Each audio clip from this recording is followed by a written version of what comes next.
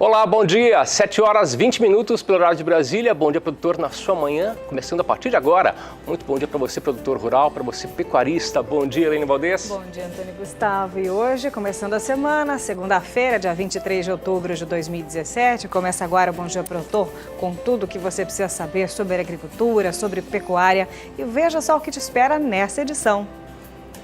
JBS volta a operar em Mato Grosso do Sul.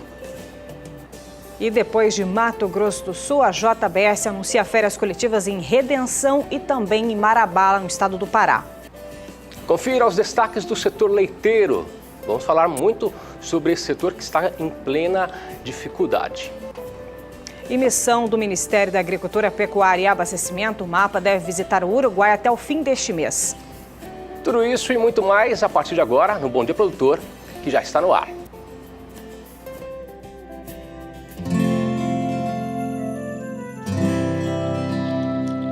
Acorda que o galo já cantou e o sol já vem fazer brotar mais um novo dia. Lenha no fogão, café pra esquentar e a bicharada no quintal. Horta pra molhar, tira leite no curral, arreia o cavalo, tem gado pra campear.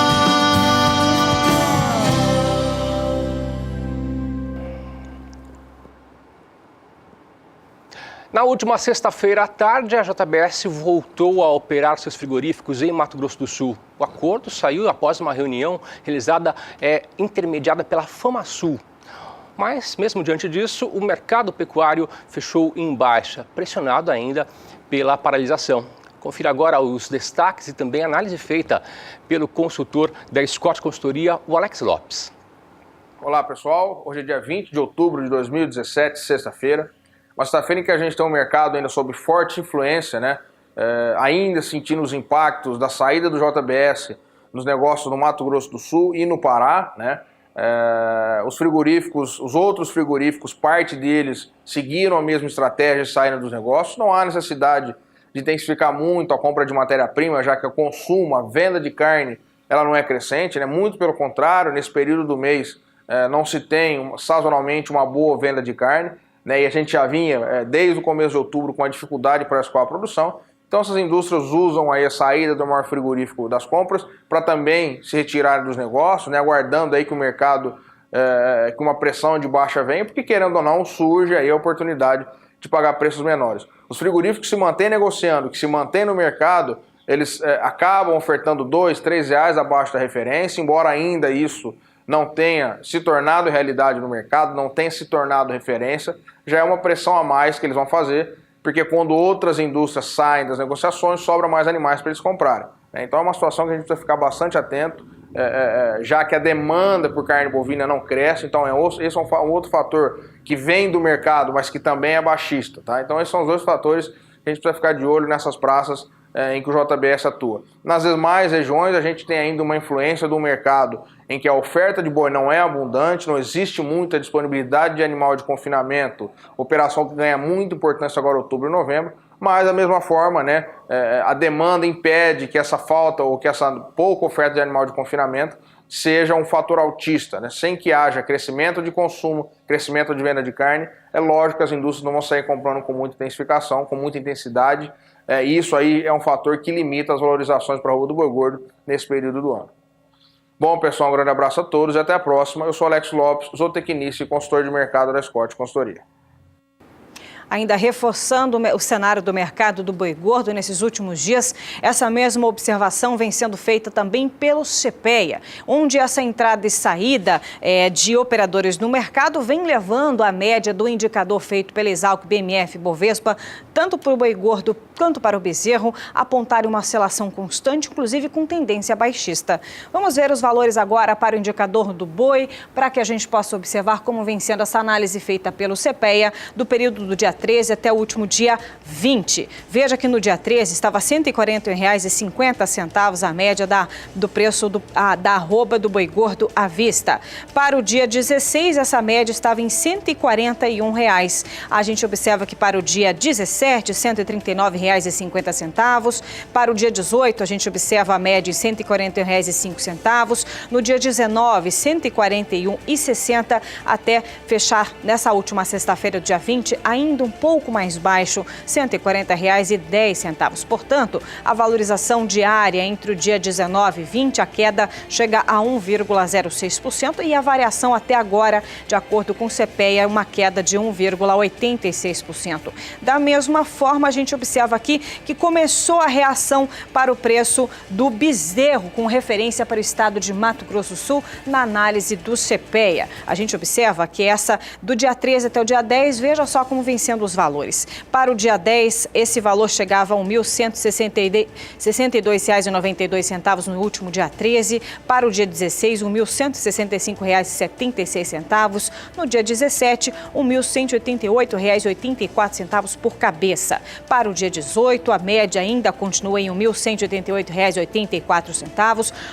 No dia 19, cai um pouco, vai para R$ 1.186,07 para fechar na última sexta-feira também em equilíbrio. O mesmo valor no dia 19 é R$ 1.186,07. Portanto, na valorização diária do dia 19 para o dia 20, não temos aqui alteração, o mesmo cenário repetindo e ainda uma leve alta para o acumulado no mês de outubro, de acordo com o CPEA, para o preço do bezerro de 0,16%. E falando ainda em bezerro, vamos acompanhar as cotações, dessa vez para as principais praças produtoras aqui do país.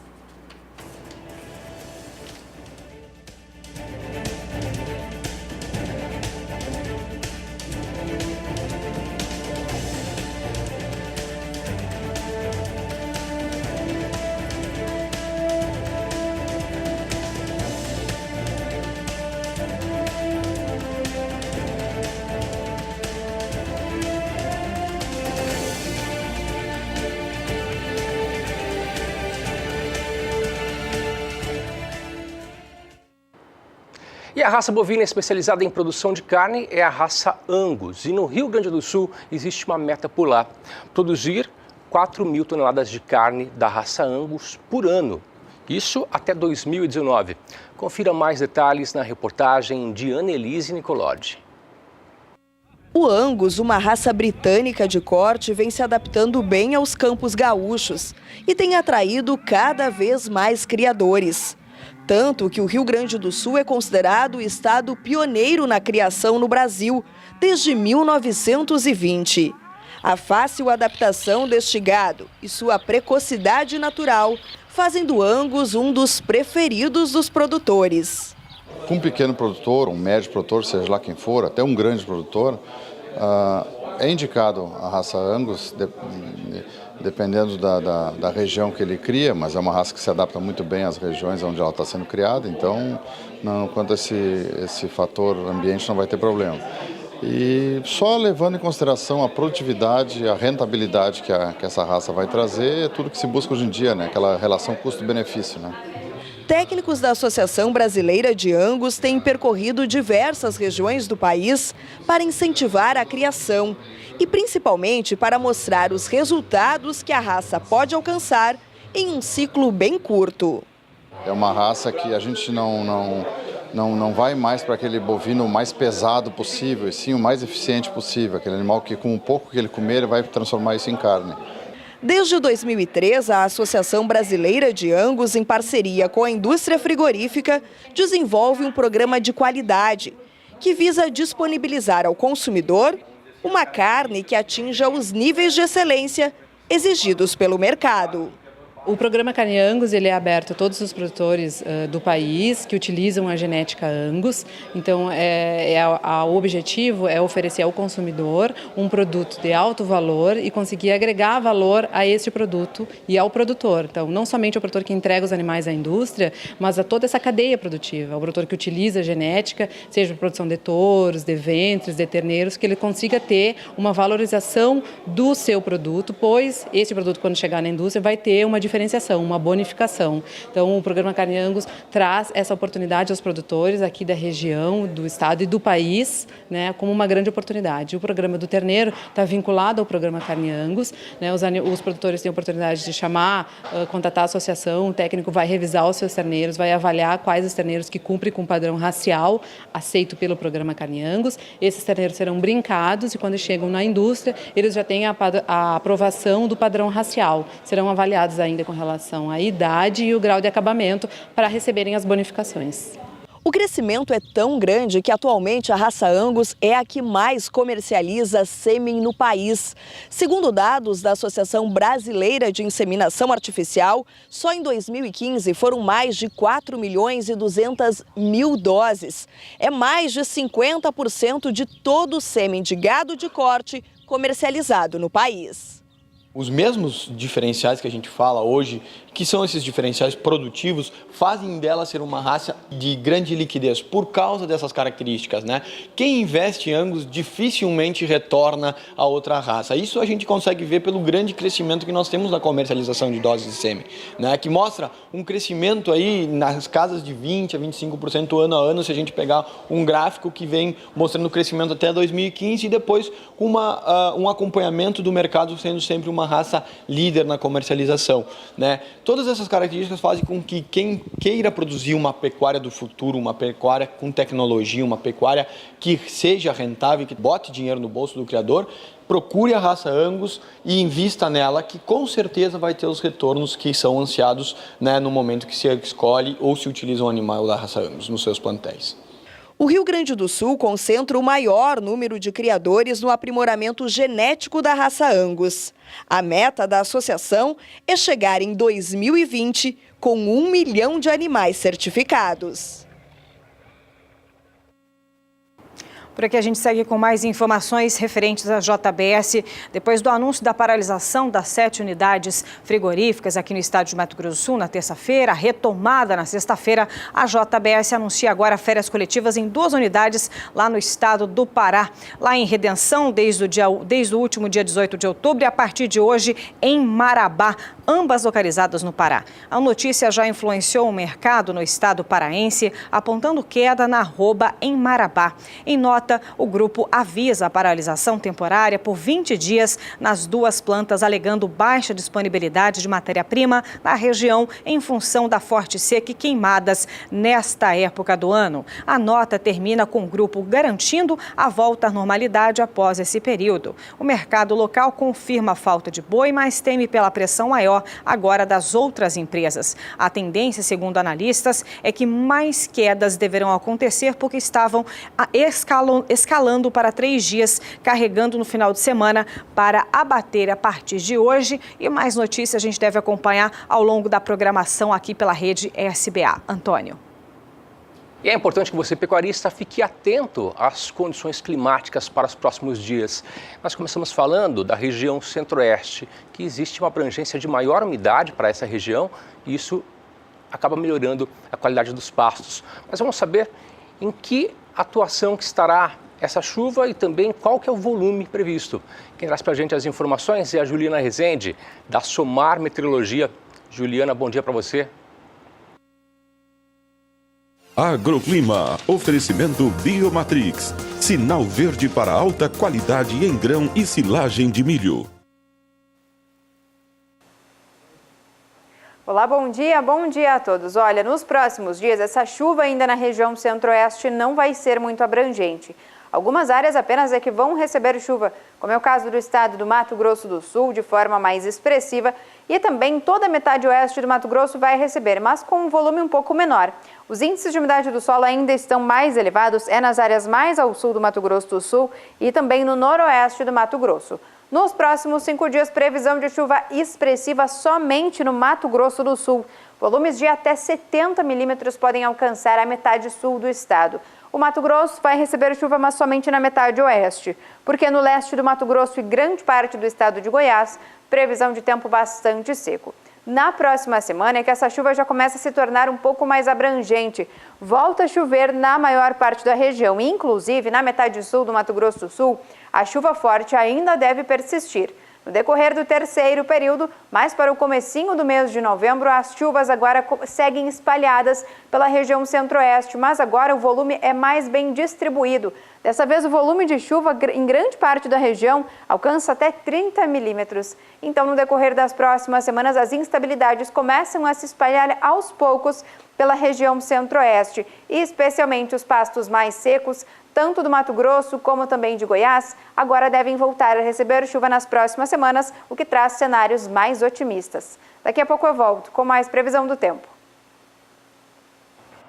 Após reunião na tarde da última sexta-feira entre FamaSul, Governo do Estado de Mato Grosso do Sul, Assembleia Legislativa, Grupo JBS, Ministério Público Estadual e representantes da JBS, o grupo anunciou a retomada das atividades em 7 unidades frigoríficas em Mato Grosso do Sul. Para falar sobre a volta, sobre o retorno das atividades da JBS em Mato Grosso do Sul, esse é o assunto do Bom Dia Entrevista.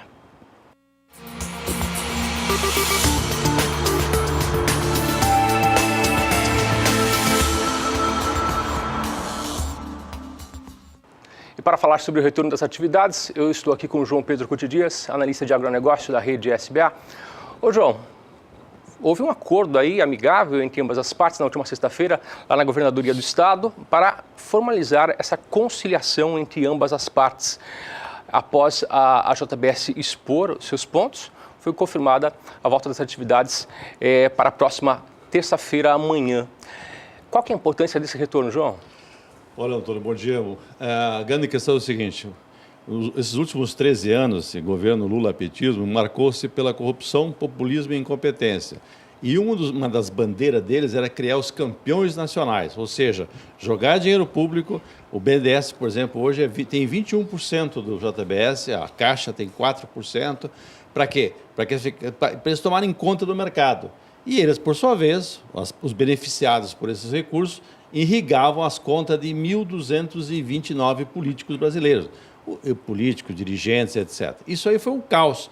Nós concentramos o poder de abate, a capacidade de abate, em 3 grandes grupos, e o JBS é o maior deles. O JBS detém 52% das exportações brasileiras de carne e detém no Centro-Oeste uma média de mais de 40% do abate aqui no Centro-Oeste, que é o maior polo de criação de gado do Brasil. Então, quando a Assembleia aqui, a CPI, tomou uma medida de bloquear as contas deles, era uma questão bastante temerária, porque o problema todo é o seguinte: qualquer coisa que segurar os abates ou que criar problemas aqui no Estado, não é só para o Mato Grosso do Sul. Repercutiu em Minas, repercutiu em São Paulo, repercutiu no Paraná, ou seja, há uma repercussão geral. Por quê? Porque o Mato Grosso do Sul responde por 25% da produção do JBS. Ele saiu fora do mercado.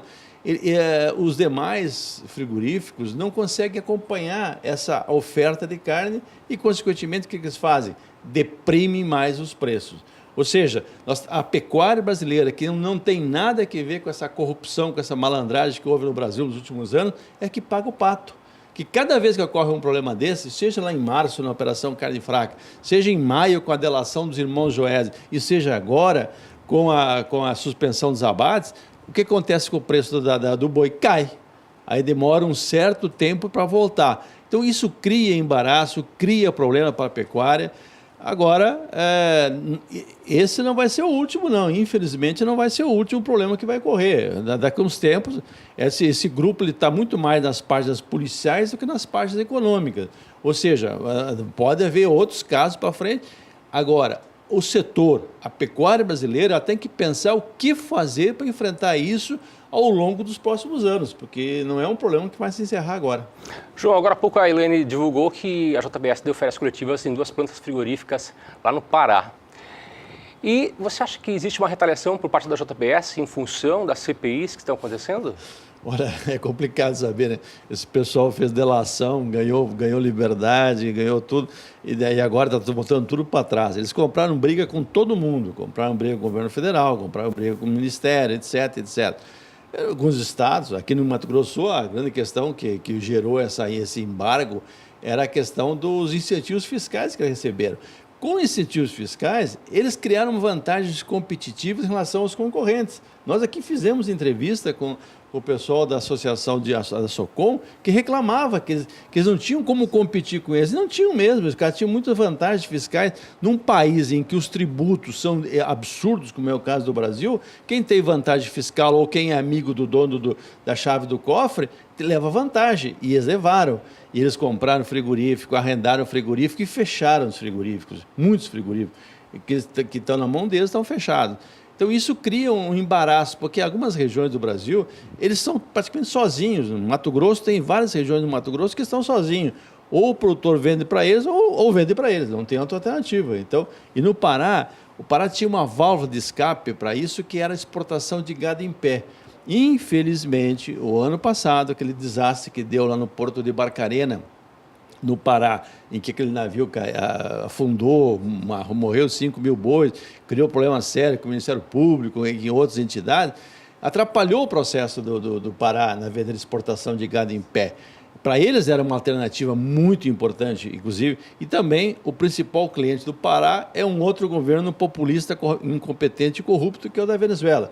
Então também criou problema, porque a economia venezuelana está no chão, está no caos. Não tem poder de compra, não tem divisa.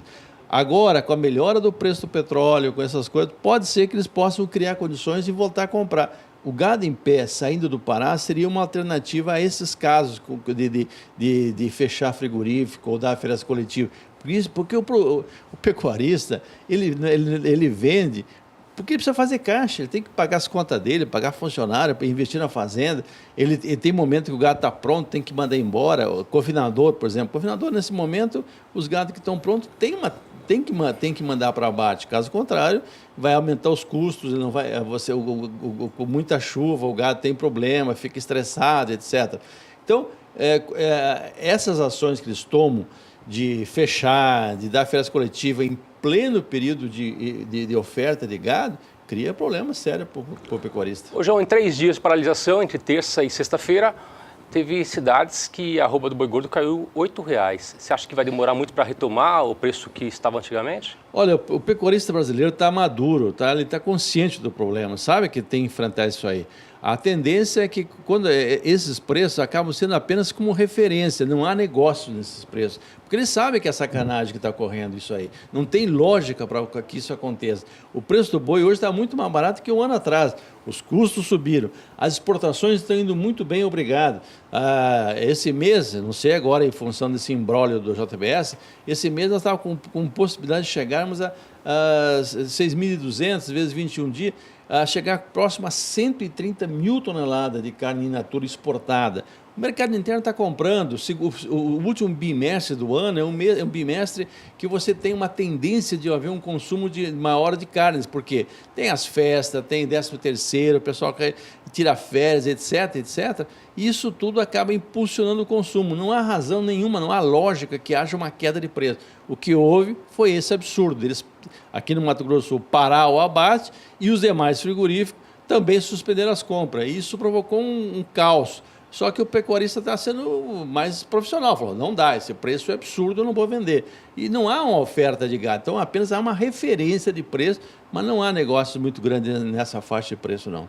Então, vai normalizar para frente. A tendência é que normaliza, né? E o próprio JBS, para poder voltar a comprar, para criar confiança do pecuarista, tem que pagar mais. Pagar mais. É lógico, há um risco, o rating, a avaliação de risco dele piora a cada problema desse que acontece. Perfeito, vamos falar mais sobre o assunto, João. Valeu, obrigado pela participação.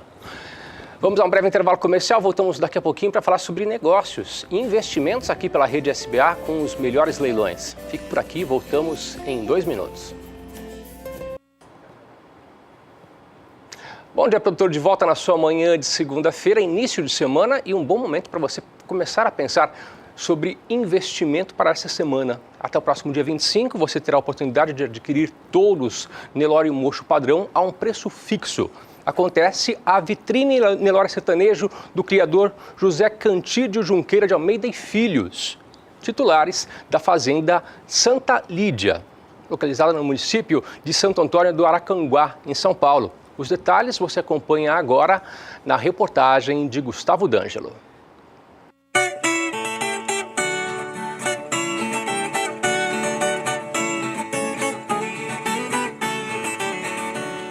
cenário destes grandes criatórios é a Fazenda Santa Lídia, em Santo Antônio do Aracanguá, município vizinho a Araçatuba, interior de São Paulo. É aqui que o criador José Cantídio desenvolve a seleção do Nelore sertanejo. E a gente vai conhecer um pouco desse trabalho a partir de agora.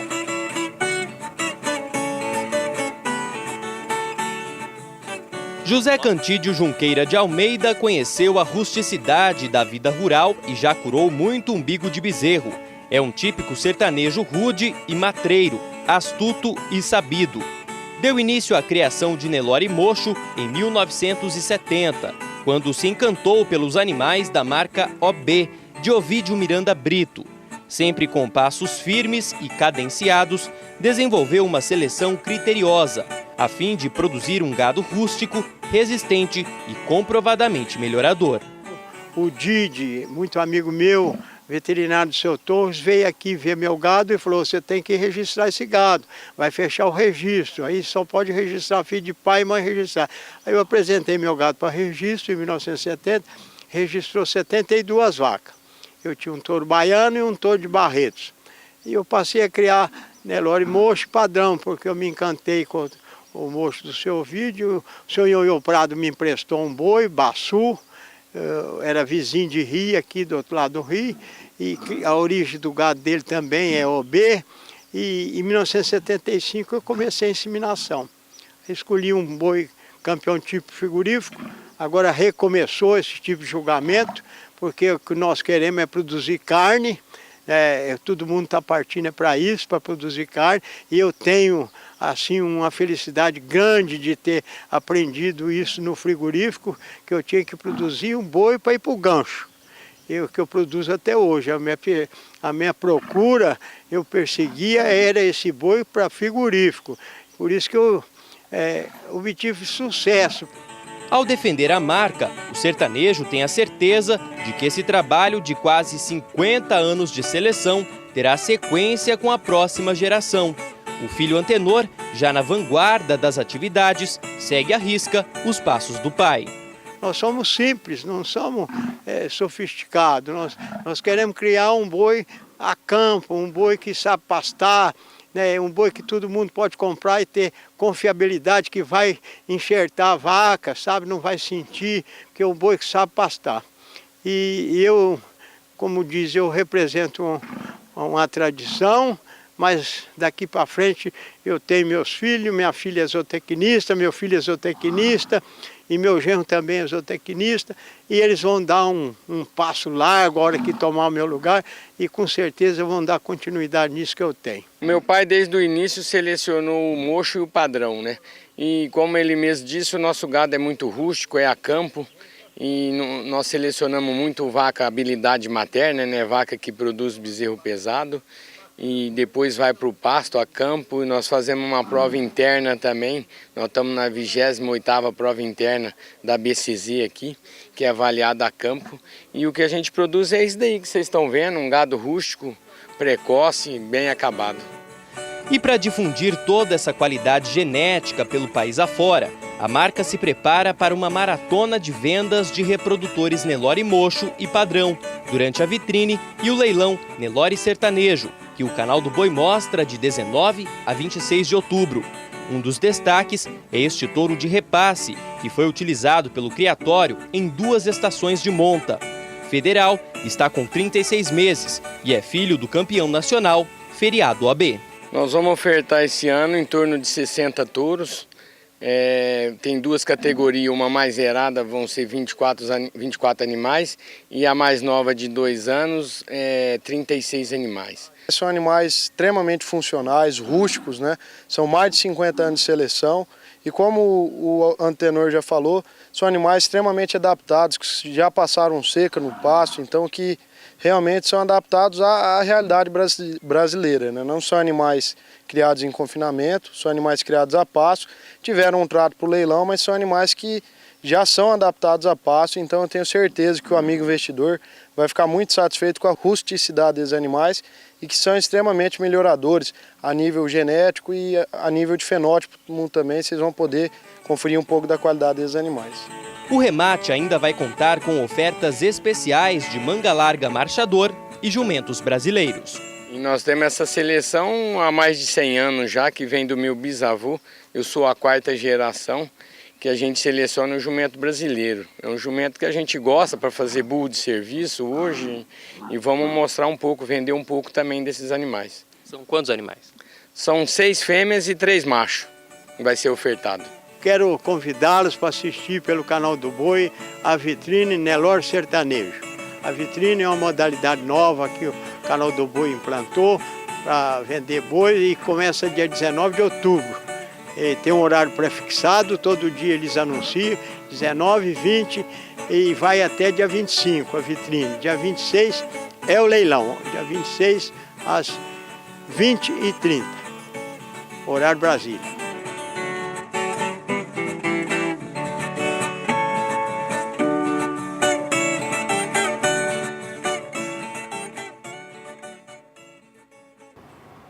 Muito bem, de 19 até o dia 25, mas tem mais por aqui, viu? Mais opções de investimentos para você e se você gosta de diversificar as suas raças. Então preste muita atenção, porque agora neste sábado, a partir das 13 horas, pelo horário de Brasília, você acompanha o 20º leilão VPJ, em oferta animais da raça Angus, Brangus e Ultra Black. Esse leilão acontece direto de Jaguariúna, interior do estado de São Paulo. Veja os detalhes.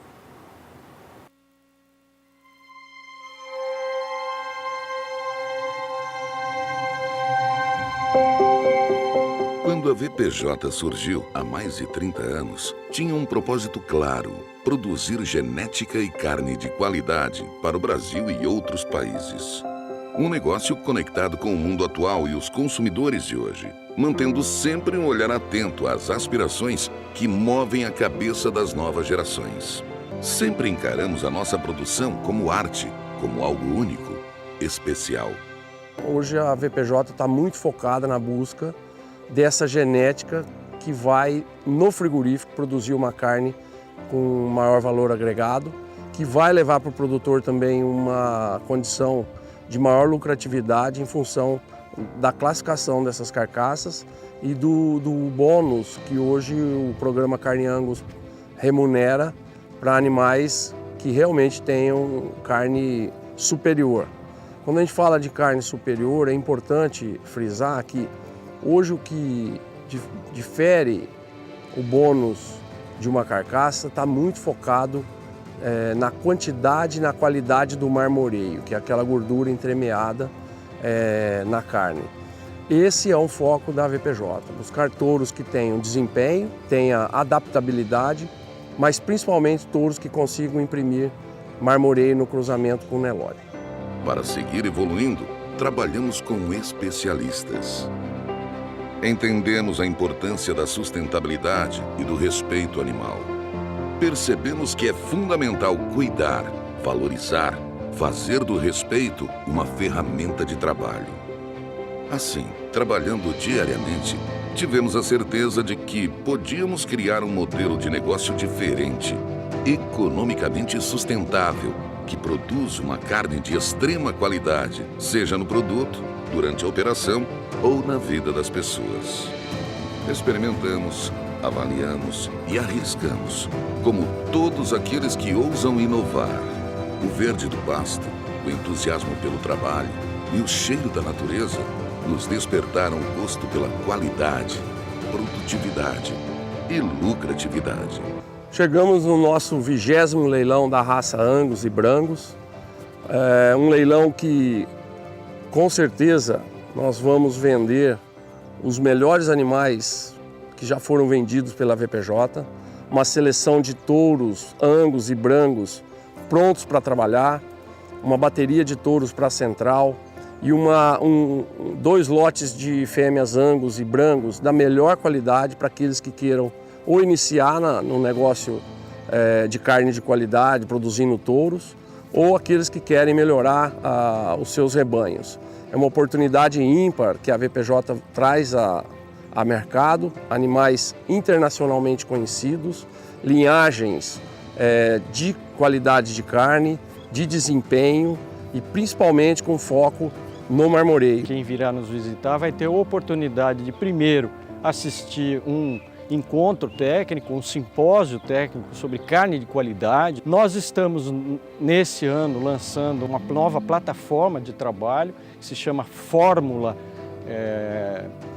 Genética, Serviços e Rastreabilidade, e a Fórmula se pretende apoiar o criador em todos os aspectos, desde o melhoramento genético, nos serviços de rastreabilidade, no apoio das tecnologias de produção e no melhoramento genético. Então são esses os 4 alicerces que nós estamos levando para o produtor nesse momento, para que ele de fato produza uma carne de qualidade com tecnologia e seja muito bem remunerado por isso. Um jeito nosso de construir o futuro com ações do presente.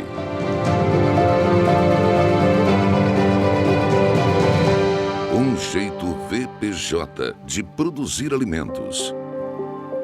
Do produtor para você. Seja bem-vindo ao 20º Leilão VPJ Genética. Sábado, 28 de outubro, na Ed Eventos, em Jaguariúna. Transmissão Canal do Boi. Leiloeira Conect Leilões. Sabe, viu? Dia 28 de outubro, com transmissão, claro, aqui pelo Canal do Boi. E é hora de intervalo comercial, não é mesmo, Antônio Gustavo? Vamos a um breve intervalo, Elaine, mas na volta teremos informações sobre a cadeia produtiva do leite, que passa por uma crise muito preocupante para o setor, mas daqui a pouquinho teremos um debate aqui, uma entrevista. Fique conosco, voltamos em 2 minutos. 8 horas e 2 minutos, Bom Dia Produtor de volta na sua manhã de segunda-feira, início de semana, mas o Bom Dia Produtor volta a falar sobre a cadeia produtiva do leite.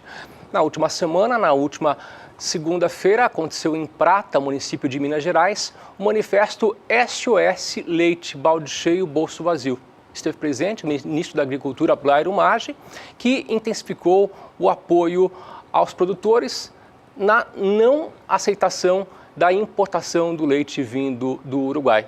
Mas isso não se concretizou ainda. Falta ainda uma guia favorável com a assinatura do Ministério da Indústria, Comércio Exterior e Serviços. Por enquanto, as importações ainda são permitidas. Diante desse quadro, o setor amarga uma insegurança e também muita indefinição.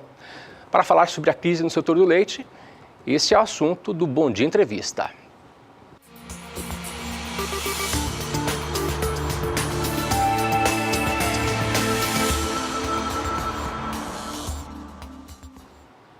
Vamos falar sobre as propostas que podem melhorar a cadeia produtiva do leite. E também nós vamos debater aqui sobre o setor leiteiro. Quem está aqui junto com a gente no Bom Dia Produtor nesta manhã de segunda-feira é o secretário executivo da Câmara Setorial da Cadeia Produtiva do Leite de Mato Grosso do Sul, Orlando Serru Camifilho. Muito bom dia para você, Orlando. Bom dia. Orlando, vamos falar sobre a cadeia produtiva do leite. Na última semana, o ministro da Agricultura anunciou a suspensão temporária de importação do leite do Uruguai, mas a solução depende ainda de uma portaria do MDIC, Ministério da Indústria, Comércio Exterior e Serviços. As guias continuam valendo. Quais as propostas que a cadeia produtiva do leite vem solicitando ao governo? Bom, basicamente que auxilia bastante a situação de concorrência, de competitividade do nosso produto a nível nacional e também internacional é justamente a redução de impostos, né, na cadeia. Outra solicitação também foi justamente que haja uma formação de cota para esse leite que entra do Uruguai. Isso deverá, obviamente, acontecer, é uma situação mais localizada, momentânea, mas deve acontecer isso. E a solicitação assim como na Argentina, também que haja a formação de cota nesse produto. E a própria aquisição de leite pelo governo, né? Que essa é uma forma de fazer um ajuste, né, dos preços internos. É uma regulação. Será que seria uma solução o governo adquirir leite pelo PAA, que é o Programa de Apoio à Alimentação, através do leite nacional? Seria um bom passo para escoar esse leite que está em excesso no mercado? É um canal... Bom, é um canal importante, né? Embora o PA, ele sendo administrado pela Conab, é uma política pública, né, que auxilia bastante os pequenos produtores. Como a maioria dos produtores são pequenos mesmo, né, agricultores familiares, né, classificação desses, ali o limite de R$8.000 para o produtor por ano, isso ajudaria muito as cooperativas pequenas, a própria aquisição desse leite faria o movimento, né, da economia local, ajudaria bastante. Escoar esse produto naquelas regiões onde é mais complicado. mas é uma política realmente que auxilia, é uma ferramenta a mais. A Conab poderia estar ajudando mais o setor nesse momento de dificuldade? Sim, a Conab, como um órgão executor dessas políticas, né, ela tem essa condição. No momento, ela depende bastante do quê? De haja uma determinação política, né, do próprio governo também, para que haja essa ferramenta sendo acionada, né, nos estados e a nível nacional também. O governo brasileiro reafirmou o acordo de 2016 de 16, que vai até maio de 2018, sobre a cota da importação do leite da Argentina. Só que existe até um porém, esse leite vindo de fora, ele não tem tributação. Seria uma forma para melhorar o preço nacional, a redução da alíquota do ICMS, porque isso daí faria com que o consumidor consumiria mais o leite? Seria uma forma de melhorar a venda do leite no país, incentivando o consumo? Sim, é um auxílio bastante importante para o setor, a redução da alíquota do ICMS, não só para a indústria, mas para os produtores, ou seja, a aquisição de insumos com uma alíquota do ICMS menor, isso ajudaria bastante em termos de redução de custos. É claro que isso reflete na cadeia, né? Certo. Essa importância da redução do imposto, ela tem que vir também, por outro lado, de uma política de incentivo que o produtor possa também investir em termos de tecnologia. A assistência técnica ela vai ser extremamente importante nesse momento, ou seja, intensificar mais esse apoio aos produtores. É claro que as organizações, cooperativas, próprios laticínios também podem trabalhar nessa forma. O próprio Ministério da Agricultura tem uma política de incentivo para isso, para que haja uma assistência técnica, os produtores possam ter esse atendimento. Então, quer dizer, associado à redução dos impostos, mais o investimento em tecnologia, isso nos daria uma condição melhor de produtividade, de qualidade do produto e condição de competitividade melhor também. Ou seja, não só para internamente, mas para podermos escoar mais esse produto externamente. Porque a nossa grande dificuldade é justamente que a gente possa ter um produto para termos exportação, principalmente nesse momento onde o preço do leite cai mais, ou seja, lá fora, e tem caído, então a nossa condição de concorrência é menor. Só a redução do ICMS não iria solucionar? Não, essa seria mais uma ferramenta que auxiliaria, mas tem que vir acompanhado de outras políticas. Quais as formas de incentivo fiscais e linhas de crédito que a Câmara Setorial pretende solicitar ao governo federal e estadual? A nível estadual, a Câmara Setorial do Leite, como ela é representada, tem a sua representação essas entidades públicas e privadas, né, e os produtores, também a indústria. As demandas, aquelas gargalos que são identificados na cadeia produtiva, elas são debatidas na Câmara Setorial e aí as propostas são encaminhadas para o governo. Dentre essas propostas, que já têm sido encaminhadas há um bom tempo e que agora também o governo já sinalizou que deve assumir, inclusive hoje às 9 horas vai ter uma convalidação, né, de incentivos lá na FIEMES. Uma delas é justamente o leite cota, que é para que haja uma formação de cota do leite na época da seca e uma melhoria do preço na época das águas, com o laticínio podendo pagar um pouco mais para esse leite excedente na época das águas. O objetivo é justamente que haja uma condição melhor do produtor na produção na época da seca, para que nós tenhamos uma redução da sazonalidade da produção. Isso auxilia bastante, que hoje não é possível, né? O laticínio não tem condições de fazer isso. Já outra proposta é a redução do ICMS para o leite spot. Esse leite que é comercializado, resfriado para fora do estado. Principalmente no período das águas, a solicitação é para aquecer nesse período, porque é um momento onde o estado não tem como absorver todo esse leite produzido nesse período, né? Nós temos uma pastagem muito boa nesse momento, agora nesse mês de outubro principalmente começa, né, essa excedente de produção, e aí é onde os laticínios precisam escoar essa produção, e aí é onde o leite spot precisa ser escoado. Essa redução vai auxiliar bastante nesse sentido. Com certeza também para o produtor, porque ele consegue investir melhor também em termos de qualidade. Isso é uma ferramenta que tem uma mão dupla, né? Nós falamos agora há pouco sobre a Companhia Nacional de Abastecimento, a Conab, e tem muitos produtores do sul do país que estão solicitando ao governo, estão pedindo que a Conab adquira o leite. Você acha que esse é o caminho? Você acha que a Conab poderia estar adquirindo esse leite para escoar o produto e até melhorar o preço? É uma ferramenta, como eu falei anteriormente, né, que é uma política pública que ajuda muito o setor. Não só apenas a produção, em termos de escoar o produto no mercado. A Câmara Setorial enxerga isso como uma solução? Sim, é uma das soluções. Porque também para o governo é uma política de programas sociais, atende às famílias em necessidades, as carentes, né? e isso ajuda bastante. É claro que é uma ferramenta que não vai influenciar tanto em termos de produção ou de escoamento, mas ajuda bastante o produtor a ter aquele investimento que ele possa fazer durante o ano. Em termos de sustentabilidade da atividade, para os pequenos produtores é importante. Segundo o IBGE, em agosto, o país contava com 13 milhões de pessoas desempregadas, 1 milhão a mais em comparação com agosto de 2016. A produção de leite no país aumentou de 33,6 em 2016 para 35,6 bilhões de litros em 2017. Desde 2011 que o consumo per capita vem caindo. 2016 foram 170 litros por pessoa, média ano. E essa média só foi melhor do que 2010, que contou com 168 litros por pessoa ano. Será que o buraco está mais embaixo? Será que a crise também está atrelada a esse consumo decrescente? Cada vez menos as pessoas estão consumindo menos leite? Sim, é um dos fatores, né? A redução do consumo per capita, ela acontece não apenas em função da crise econômica, ou seja, embora a gente tenha identificado atualmente que há uma saída dessa crise em termos mundiais, mas isso influenciou bastante, porque o leite é um daqueles produtos que o seu consumo depende justamente da renda das famílias. E aí é onde a gente consegue observar que também, juntamente com isso, acontece a mudança de hábitos. Então, nos últimos anos, as pessoas têm mudado os seus hábitos de consumo, o leite fluido, principalmente, tem sido substituído por outros produtos, né? Então, essa crise realmente tem uma função aí devido à renda das famílias, né?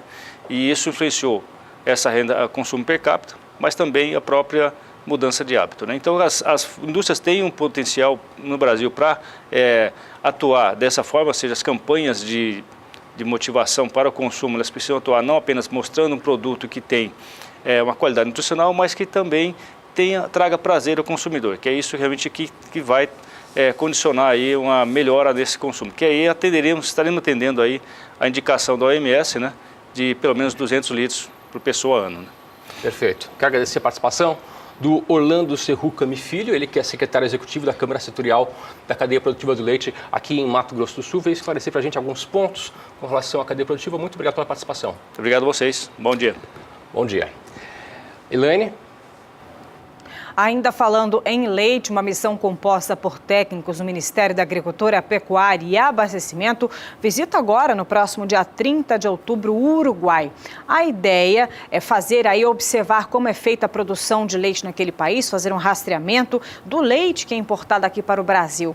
Direto de Brasília, você acompanha mais informações. Depois de mandar suspender a importação de leite do Uruguai, o ministro Blairo Maggi tomou outra decisão.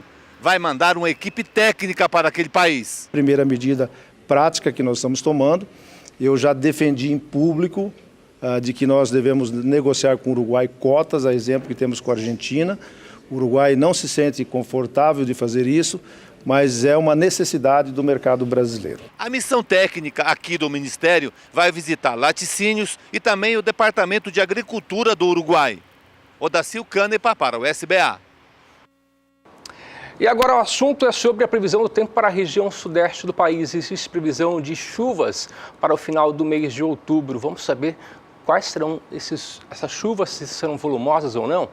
Quem traz para a gente as informações é a Juliana Rezende, da Somar Meteorologia. As chuvas do final do mês de outubro e começo do mês de novembro no Sudeste vão ter potencial para aumentar a disponibilidade hídrica do solo, principalmente nas áreas mais secas do Sudeste, como é o caso do Triângulo Mineiro e especialmente o norte de Minas Gerais. Nos próximos 5 dias, as chuvas ainda vão ficar restritas somente no estado de São Paulo, metade sul mineira. E, inclusive, a chuva mais expressiva vai ficar no leste de Paulista, sul mineiro e também no estado do Rio de Janeiro, onde deve chover de forma mais expressiva, com volumes de até 50 milímetros. No decorrer da próxima semana, essas instabilidades ainda vão ficar concentradas no Sudeste e agora se tornam cada vez mais abrangentes.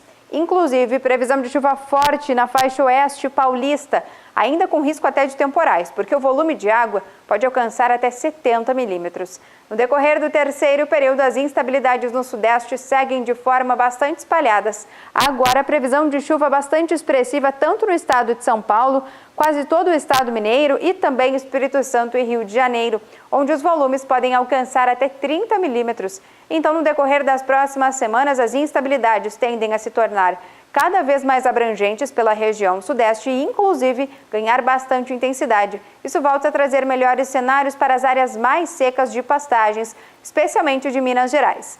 Daqui a pouco eu volto com mais previsão do tempo. E por aqui você sabe, além dessas informações para a sua tomada de decisão, que também o Bom Dia Produtor traz produtos que trazem a maior produtividade e, consequentemente, rentabilidade. Nós vamos falar agora sobre a Germipasto, que sempre traz informações e nós estamos num período bastante adequado. E hoje o assunto é a pirataria de sementes forrageiras, que traz grande prejuízo para toda a cadeia produtiva. A gente vai conversar então com o engenheiro agrônomo Guilherme Beretta. Bom dia, Beretta. Traga as informações então para o nosso público, porque é bom ter sementes então certificadas, não é mesmo? Olá, Elaine, bom dia a você que nos acompanha. Olha, Elaine, exatamente a importância de o produtor buscar empresas idôneas para adquirir a sua semente de pastagem. Eu lembro sempre, Elaine, e isso é uma verdade, que o sucesso do estabelecimento, pelo menos 50% do estabelecimento final de uma pastagem provém aí de uma semente, de uma boa germinação da semente. Isso é muito importante, você buscar exatamente essa qualidade, né, para que você tenha sucesso, para que você não tenha decepção e literalmente não jogue o seu dinheiro fora. A Germipasto, você já sabe, é uma empresa com 21 anos de existência. Lá em 1996 nós começamos aí o plantio dos primeiros campos de produção e traz toda a tecnologia e know-how de produção de semente durante esses anos. Hoje nós trabalhamos aí com pelo menos 19 cultivares, né? Você já sabe, todas as braquiárias, o Piatã, né? O Braquiarão, o Marandu, a Decumbres, MG4, Charaés, Umidícola, Dictioneira, Paiaguás, Ibiporã também, que é uma novidade. Nós temos os pânicos de um modo geral, né? Tanzânia, Mombá, Saruana, Maasai, Pânico Zuri e também o Pânico Tamani e também o Ipiporã, na verdade, que é um cultivar de pânico híbrido também lançado agora recentemente pela Embrapa Gado de Corte e também algumas leguminosas. E tudo isso em 3 apresentações, que você já sabe: sementes convencionais, sementes select e sementes de alta pureza com 80 de valor cultural. Olha, Elaine, eu trouxe uma matéria exatamente ilustrando o nosso comentário sobre a importância de você adquirir semente de boa qualidade, porque no nosso ramo, né, no ramo de semente de pastagem, também tem a questão da pirataria. Confere aí.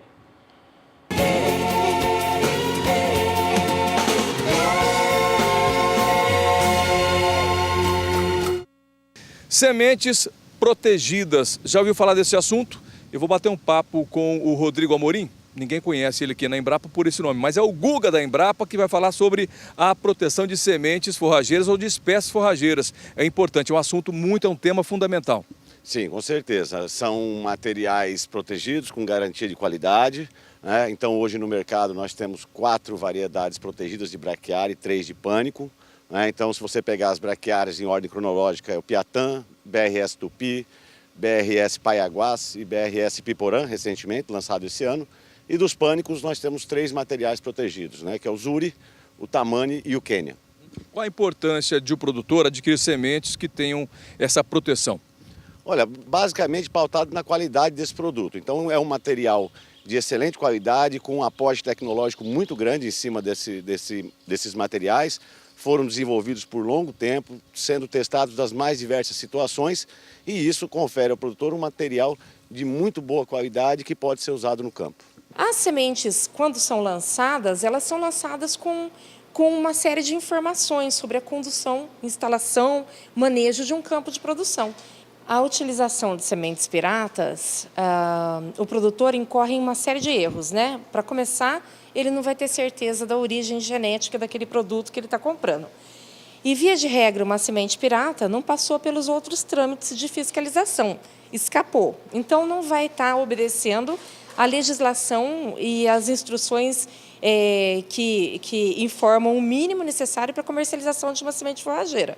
Por exemplo, padrão mínimo de pureza, padrão mínimo de germinação ou viabilidade e também com relação às nocivas, que são as plantas daninhas, toleradas e proibidas, fora o problema genético da composição genética daquele material. Então, você não vai ter certeza também de como conduzir o seu pastejo. Quem perde com a pirataria de sementes? Na prática, todos os elos perdem. O obtentor, que seriam as instituições de pesquisa que desenvolvem a cultivar, porque não arrecadam os royalties pertinentes. O parceiro, que é aquele que tem a obrigação da comercialização do produto dentro dos padrões, e também o consumidor. E o governo perde pela falta de arrecadação de impostos, porque sementes piratas são comercializadas de maneira clandestina. Essas sementes têm que ser fiscalizadas, comprar de empresas idôneas, né? As cultivares de preferência, as que estão ainda protegidas de parceiros, e aquelas que não, de empresas idôneas. A Unipasto é um grande parceiro da Embrapa com relação a tanto fomentar a nossa parte de pesquisa, como difundir esses materiais no Brasil. Como são um grande número de empresas, tem uma capilaridade muito grande no mercado nacional, então essas empresas são autorizadas, elas pagam royalties, então elas trabalham sério com isso para difundir esses materiais que nós lançamos para toda a cadeia produtiva de bovinocultura do Brasil. A Unipasto é uma associação de mais de 30 produtores de sementes, né? Então, a semente de alta qualidade, tem que ter certeza que são eles que estão comercializando essa semente. Cuidem bem para comprar apenas semente certificada pela Unipasto.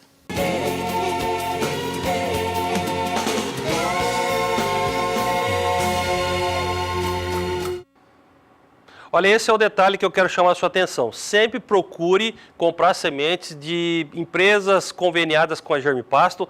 Afinal, essas empresas geram fomentos justamente para financiar a pesquisa e tem parcerias com a Embrapa, que é o órgão que gera exatamente novas cultivares praticamente todo ano. Então, meu amigo, não perca tempo. Você que precisa de um material diferenciado, precisa de uma semente que vai melhorar sensivelmente aí a qualidade da sua formação, basta entrar em contato com a central de vendas da Germipasto. Lá na outra ponta você vai ser atendido aí pela equipe nota 10, uma equipe extremamente capacitada. Além de fazer a parte comercial, é claro, nós também vamos passar todas as informações que você precisa para que você tenha aí uma boa formação da sua pastagem. Operadora 67 3389 6700 e também 0800 647 0050. Se você preferir, né, se você quiser mais informações virtualmente, basta você acessar aí o nosso endereço eletrônico www.germipasto.com.br. Lá nas mídias sociais, a Germipasto está presente também, tanto aí no Facebook como no Instagram. E no YouTube, né, o canal de vídeos da internet, você já sabe, né, são mais de 550 vídeos falando um pouquinho mais dessa grande empresa chamada aí Germipasto. Elaine, é com você.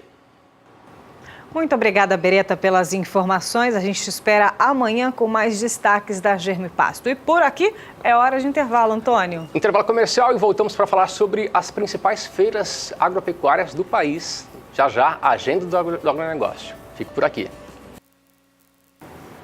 8h26 pelo horário de Brasília. Para você, uma excelente segunda-feira, que, aliás, a sua semana seja bastante produtiva e, claro, em companhia aqui da programação da Rede SBA.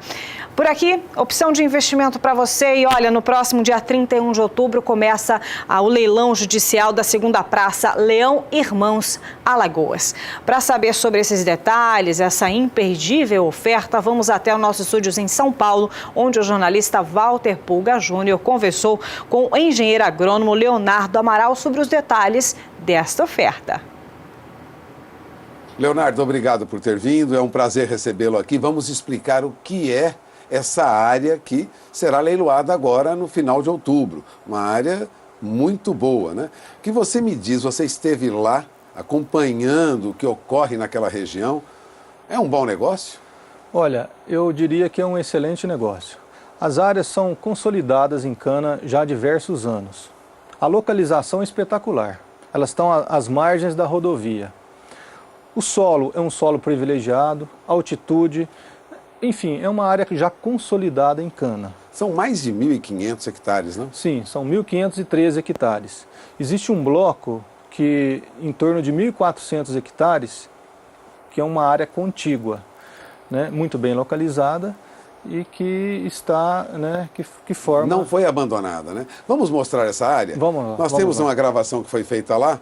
Veja, fica perto da rodovia, é área bem próxima de acessos fáceis, não, Leonardo? Os municípios, elas estão localizados no município vizinhos de Maceió, né, no caso Satuba, e aí toda a área mecanizada, as áreas ambientais são todas respeitadas.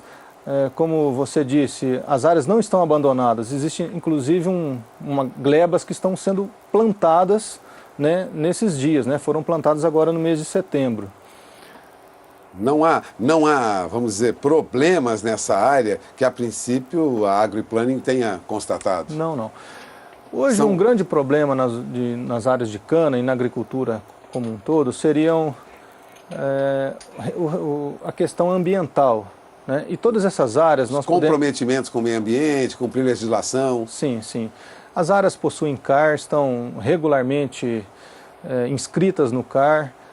Não existe invasão de APP, né, em áreas de preservação permanente.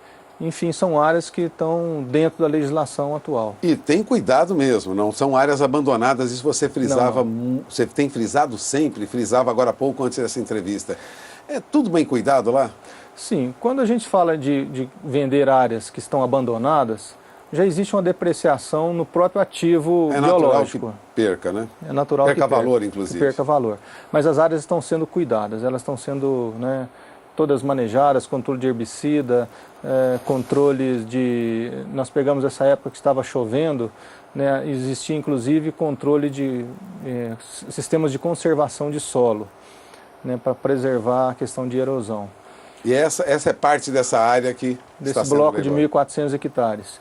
Né, existem canas, né, já no terceiro corte, tem canas no quarto corte e tem canas que estão sendo plantadas agora. Quer dizer, há uma estrutura, e é bem perto de Maceió, como você lembrava, não? Sim, são áreas próximas de Maceió, que é a capital do estado, né, e fácil acesso, a margem de rodovias. Margem de rodovias. São áreas favoráveis, não? Sim, são áreas favoráveis. E já há trabalhadores na região já acostumados a lidar com essa atividade já há muitos anos, não? Sim, não há problemas de mão de obra, de escassez de mão de obra lá. Né? Inclusive não existem litígios, em discussão na justiça, problemas de invasão de terras, não estão próximas a parques ambientais. E você esteve lá, né? As imagens mostram aqui, você tem na tela, Leonardo esteve lá apurando detalhes dessa terra, a qualidade dessa terra. Viu? A terra tem uma qualidade diferenciada, não? Sim, são terras com uma fertilidade diferenciada na região, com teores de matéria orgânica e fósforos acima do normal da região, e chove bem nessa região, em torno de 1.500 milímetros. À medida que se adentra para o estado, as chuvas vão se diminuindo, mas nesse raio de 30, 40 quilômetros de Maceió, as chuvas são boas, muito boas. Santa Luzia do Norte, Coqueiro Seco, são regiões próximas de Maceió, ou seja, fácil acesso, nós temos aí... não temos nenhuma dificuldade para transitar e operar nessas áreas. Não temos. O acesso às usinas são bem próximas, né? Existem diversas usinas na região que são vizinhas ali, né? Ou seja, é uma área cuja produção já está próxima para ser entregue. Sim. O raio máximo dessas áreas nas usinas são de 40 quilômetros. Ou seja, é muito próximo. Isso é um raio econômico, né? É uma distância viabiliza a produção. Sim, que viabiliza a produção. Bom, temos esse leilão, ocorre agora no dia 31 de outubro, né? Sim. Pela Superbid. Você acompanha o canal do Boi, fará divulgação do resultado desse leilão, acompanha esse leilão. O que você deixa de mensagem para quem estiver interessado nessa área, Leonardo? São áreas que é uma oportunidade excelente. É uma oportunidade para usinas que já estão instaladas na região e que são áreas, né, que estão em produção. Então é um investimento que, já adquirindo esse imóvel, você já tem uma produção. A chance da rentabilidade. Você já tem uma já produção. Já está operando, já está trabalhando. Operando. Não são áreas que vão demandar um investimento para depois ter o retorno. O retorno já vem nesse ano mesmo. Né? Bom, você acabou de ouvir Leonardo Amaral, técnico responsável da Agriplane, responsável por aferir, conferir, verificar toda essa área que vai a leilão agora, leilão judicial, dia 31 de outubro, pela Superbid. Uma área que interessa a você que está ou próximo de Alagoas, ou já está em Alagoas, ou se interessa, tem interesse em investir em Alagoas. Agradeço a sua presença aqui, Leonardo.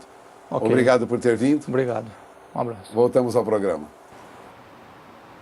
A melhor forma de você se atualizar com relação às novidades do setor agropecuário é participando de grandes feiras e eventos que acontecem aí na sua região.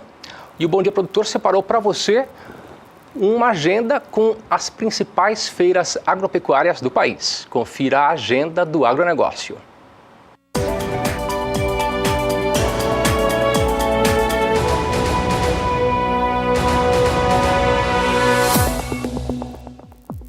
Entre os dias 22 a 24 de outubro acontece o 24º Congresso Internacional da Indústria do Trigo. O congresso, realizado anualmente pela Abitrigo, tem como principal objetivo contribuir para o fortalecimento e crescimento de toda a cadeia que envolve o cereal no Brasil e em outros países. Para mais informações, acesse o site www.abitrigo.com.br/congresso. Entre os dias 7 a 9 de novembro acontece o 7º Simpósio Brasil Sul de Bovinocultura de Leite em Chapecó, Santa Catarina. A feira de negócios será realizada no Centro de Eventos Plínio Arlindo Diniz e vai reunir empresas de toda a cadeia produtiva do leite. Informações, acesse www.nucleovet.com.br/simpósio bovinocultura. Acontece entre os dias 9 e 12 de novembro a 12ª Expo Palotina 2017, a maior vitrine agropecuária da região. O evento será realizado no Parque de Exposições João Leopoldo Jacomé e mostra toda a força das cadeias produtivas de Palotina, dentre elas o milho, soja, leite, frango e suíno. Para mais informações, acesse www.expopalotina.com.br. A 6ª edição da Exposição Agropecuária, Industrial, Comercial e da Agricultura Familiar de Ivinhema, a Expoive, acontece entre os dias 16 a 18 de novembro. Em comemoração ao aniversário de 54 anos da cidade de Ivinhema, o evento acontecerá no Parque de Exposições Lídia Calabreta Massi. Além de shows, a exposição contará com cavalgada, rodeio em touros e cavalos, parque de diversão, expositores e praça de alimentação. Informações, acesse www.facebook.com/expoive. E depois da agenda do agronegócio, é hora do clima. E se você é produtor e produtora da região sul do país, muita atenção, principalmente se você é do estado do Paraná, porque também está chegando mais chuva de volume um pouco mais volumosa por esses dias. E por isso eu vou perguntar a Juliana Rezende, da Somar Metrologia. Juliana, essas chuvas que estão chegando para a região sul, tem possibilidade também de encharcamento de solo? É com você. Isso mesmo, as chuvas no estado do Paraná vão ganhar bastante intensidade nas próximas semanas. Inclusive, há riscos até para temporais com volume de chuva bastante elevado. Agora, a umidade do solo no estado do Paraná está com índices em torno de 60% até 80%, porque o solo mais encharcado se encontra principalmente no estado do Rio Grande do Sul, onde os índices superam 90%. No decorrer dos próximos dias, a chuva forte já começa a se concentrar no estado do Paraná. O acumulado pode alcançar até 70 milímetros na faixa oeste. Agora, no Rio Grande do Sul e também grande parte do estado de Santa Catarina, especialmente nas áreas mais ao sul, a chuva é bastante fraca. A partir da próxima semana, essa chuva do Paraná ainda deve ganhar bastante intensidade. O volume de chuva dessa vez tende a alcançar até 130 milímetros no extremo oeste do estado. E inclusive agora também tem previsão de chuva forte na metade oeste catarinense e também no norte do estado do Rio Grande do Sul. com volumes de até 70 milímetros. No decorrer do terceiro período é que essa chuva ainda consegue diminuir um pouco. O volume ainda deve ser bastante expressivo e deve alcançar ainda 50 milímetros em todo o estado paranaense, praticamente todo o estado catarinense e também o extremo norte gaúcho. Então, no decorrer das próximas semanas, com essas instabilidades ganhando bastante intensidade no estado do Paraná, o solo tem condições, sim, de causar níveis até de encharcamento por conta desse excesso de chuva na região. E os pastos ainda conseguem manter bom ritmo de crescimento por conta dessas instabilidades frequentes. Daqui a pouco eu volto com mais previsão do tempo. Alface, batata e cebola foram as hortaliças mais vendidas nos principais centros de abastecimentos do país em setembro. As informações foram divulgadas na última semana pela Companhia Nacional de Abastecimento, a Conab. Mais detalhes você acompanha na reportagem de Odacil Canepa. De todas as hortaliças, segundo o estudo da Conab, o destaque mesmo é para a batata, que apresenta preços mais baixos desde o ano passado, graças à boa oferta. As maiores quedas foram pela ordem: Goiânia, 18%, Recife e Curitiba, 14%, Brasília, 11% e Belo Horizonte, 10%. Segundo o estudo da Conab, ao contrário das hortaliças, as frutas tiveram aumento em quase todas as centrais pesquisadas. O destaque é para o mamão, que subiu até 165% em Goiás. A caixa passou de R$ 20 para R$ 50 em média. A banana também subiu até 23% em Curitiba e São Paulo. O levantamento da Conab é feito todos os meses a partir de informações das centrais de abastecimento de todo o país. Odacil Canepa para o SBA. Bom dia, produtor, sempre com informações atualizadas, direto de Brasília, com a nossa equipe de reportagem. É isso mesmo. E falando em atualização, nós vamos para um breve intervalo e na volta vamos acompanhar junto à B3, Brasil Bolsa Balcão, informações atualizadas agora da retomada das atividades das 7 unidades frigoríficas da JBS no estado de Mato Grosso do Sul, mas é daqui a pouquinho, 2 minutinhos a gente retorna. 8 horas e 42 minutos pelo horário de Brasília, horário de verão. Por aqui, informações de mercado para te deixar atualizado neste início de semana. Para isso, vamos até a B3 Brasil Bolsa Balcão, onde Walter Pulga Júnior vai falar para a gente agora sobre a retomada das atividades das 7 unidades frigoríficas da JBS no estado de Mato Grosso do Sul. Bom dia, Pulga, é com você.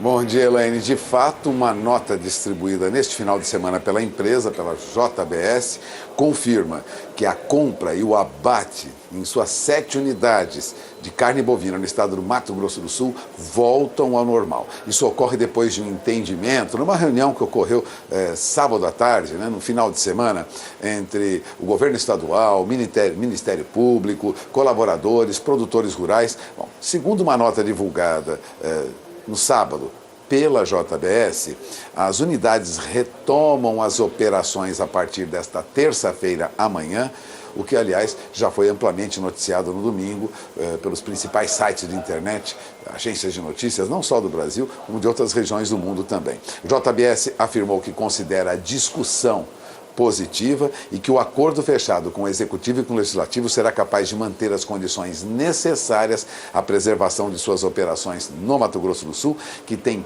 15 mil empregados diretos e 60 mil pessoas indiretamente envolvidas com o processo de trabalho da empresa no Mato Grosso do Sul. Além disso, esse acordo vai garantir as relações de negócio que a empresa mantém no Mato Grosso do Sul.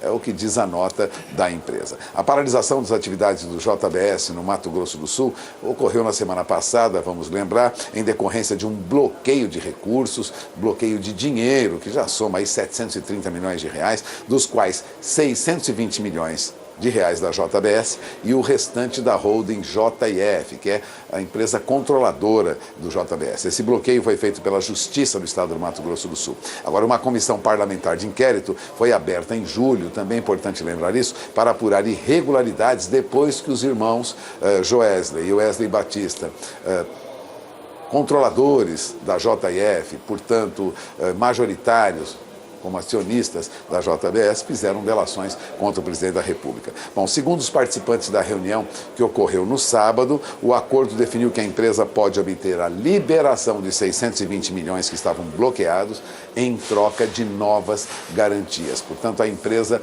não está livre dessa despesa, vamos dizer assim. A empresa, o JBS, continua comprometido com esses 620 milhões, porém os recursos serão desbloqueados para que as 7 unidades possam voltar à operação normal. E de outro lado, uma novidade, foi destaque na última sexta-feira que o Conselho de Administração da JBS elegeu por unanimidade o atual diretor de Relações com Investidores, Jeremy O'Callaghan, como presidente do colegiado. Esse executivo substitui Tarek Farah, que assumiu a presidência do Conselho no final de agosto, depois da renúncia de Joesley Batista, que é um dos donos da companhia. Também foram eleitos por unanimidade mais 3 membros do Conselho do JBS. Cledorvino Bellini e Roberto Penteado de Camargo Ticolá, indicados pelo BNDES Par, que é o braço de participações do BNDES, e Wesley Batista Filho. Portanto, troca na diretoria da JBS, isso interessa muito ao produtor rural. A empresa vai mantendo as atividades, trocando diretores, substituindo os antigos para que continue com as suas atividades, para diminuir pelo menos a preocupação do pecuarista, não? Bom, mas vamos, como sempre, falar das principais bolsas do mundo, que sinalizam os negócios também no Brasil, né? Como sempre, no Bom Dia Produtor, nós logo na primeira participação mostramos o que ocorre bem distante daqui. E é o que você confere comigo agora nas principais bolsas do mundo, lembrando que na Ásia a bolsa de Tóquio sobe com a vitória do primeiro-ministro lá, Shinzo Abe, né, que ganhou a eleição como era de se esperar. Então veja, a bolsa de lá reage positivamente. Em Tóquio o índice Nikkei sobe 1,11%. Já não ocorre o mesmo na bolsa de Hong Kong, o índice Hang Seng recua. E nas demais bolsas da Ásia nós temos uma leve alta, exceção a Shenzhen, né? Shenzhen é uma bolsa de menor expressão, mas tem uma alta mais acentuada. Mercado, a princípio, positivo na Ásia, o que é uma boa notícia e deve influenciar positivamente os Estados Unidos e a Europa também. Aliás, há um fogo limitado nas bolsas da Europa e dos Estados Unidos agora há pouco. Os futuros de Nova York e as bolsas europeias operavam predominantemente em alta, mas com algum limite, né? Há balanços corporativos e há também a decisão do governo espanhol de intervir na Catalunha, né? A Bolsa de Madrid, agora há pouco, recuava quase 0,5%. Confira comigo a evolução dos negócios na Europa sob a influência negativa dessas complicações políticas em que vive a Espanha agora. A Bolsa de Frankfurt sobe quase 0,5%, a Bolsa de Londres sobe 0,13%, a Bolsa de Paris tem um índice CAC com alta de 0,60%. Mas repare que a Espanha, diante, né, de uma dissolução do Parlamento da Catalunha, de complicações entre o governo da Catalunha e o governo espanhol, a Bolsa vem em queda. Tempos difíceis na Espanha agora. Milão tem alta de 0,26%, então predomina, na verdade, um movimento de alta na Europa, exceção a Espanha. A Europa toda de olho no que ocorre na Espanha, porque isso repercute, lógico, em todo o mercado europeu. Enquanto isso, nos Estados Unidos, agora há pouco, o índice Dow Jones Futuro subia, mas subia muito pouco, 0,05%. Standard & Poor's subia um pouco mais, tinha alta de 0,22%, e a Nasdaq avançava 0,28%. O mercado americano sinaliza movimento de alta, o que deve trazer uma perspectiva de alta também para o mercado brasileiro.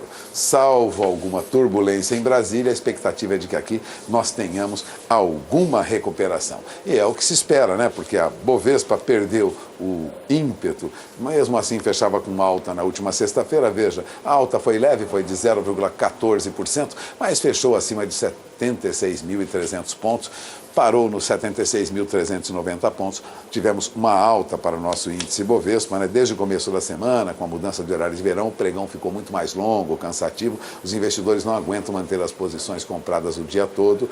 O que aconteceu na sexta-feira foi isso, segundo Ari Santos, que ele é da Cancor, né? Ele disse que o índice perdeu força com o pessoal zerando posições na última sexta-feira, por isso essa alta muito tímida, né? Agora, o que acontece com o dólar? Bom, o dólar negociado na última sexta-feira fechava com este número que você tem no painel, acompanhe.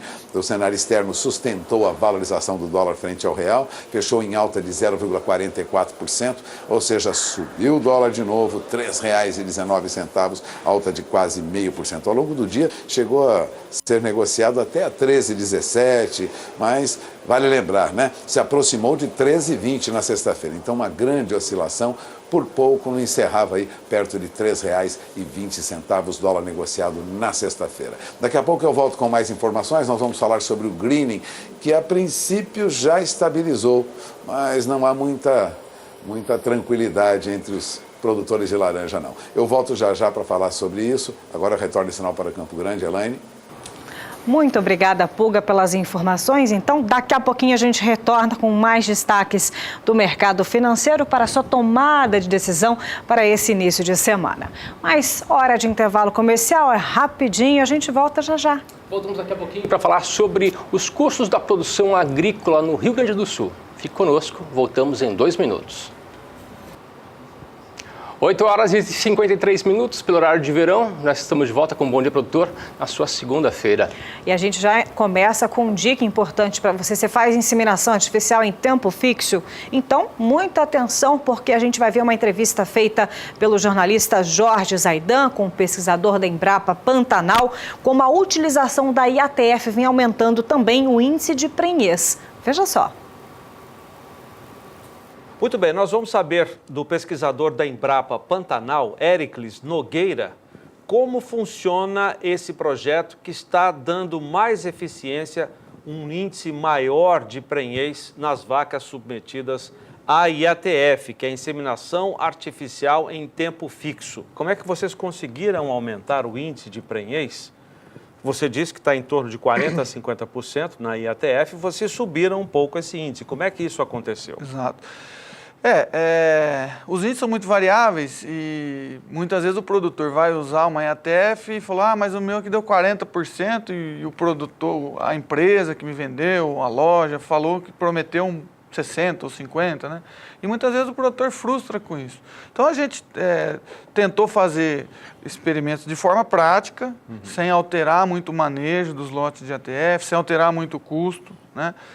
E observamos o seguinte, mesmo as vacas que são feitas o protocolo de IATF, então aquele coloca o implante, aplica uma dose, um implante de progesterona, aplica uma dose de estradiol, fica esse implante aí por 8 ou 9 dias.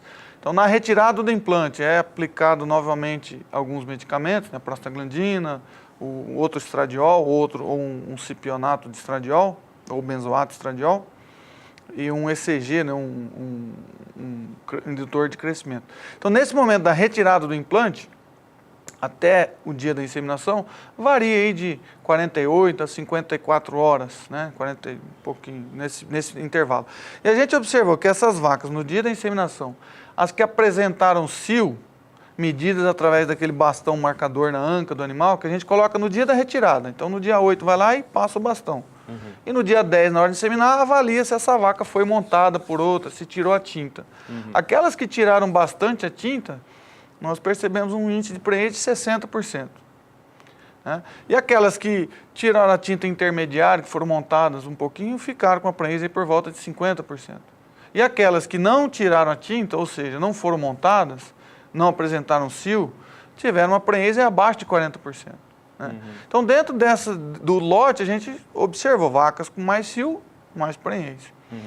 Agora, na técnica da IATF, não precisa observar o cio. Vocês fizeram essa observação de cio para melhorar os trabalhos, para melhorar a pesquisa. Exatamente. Já fizemos até outros trabalhos observando o cio daquela forma tradicional. Rufião, marcando a vaca, né? Mas eu acredito que é um trabalho que não precisa ser feito. E aí lançamos mão do bastão, que é uma técnica simples, utilizada muito em gado leiteiro, em outros pesquisadores já recomendam isso, né?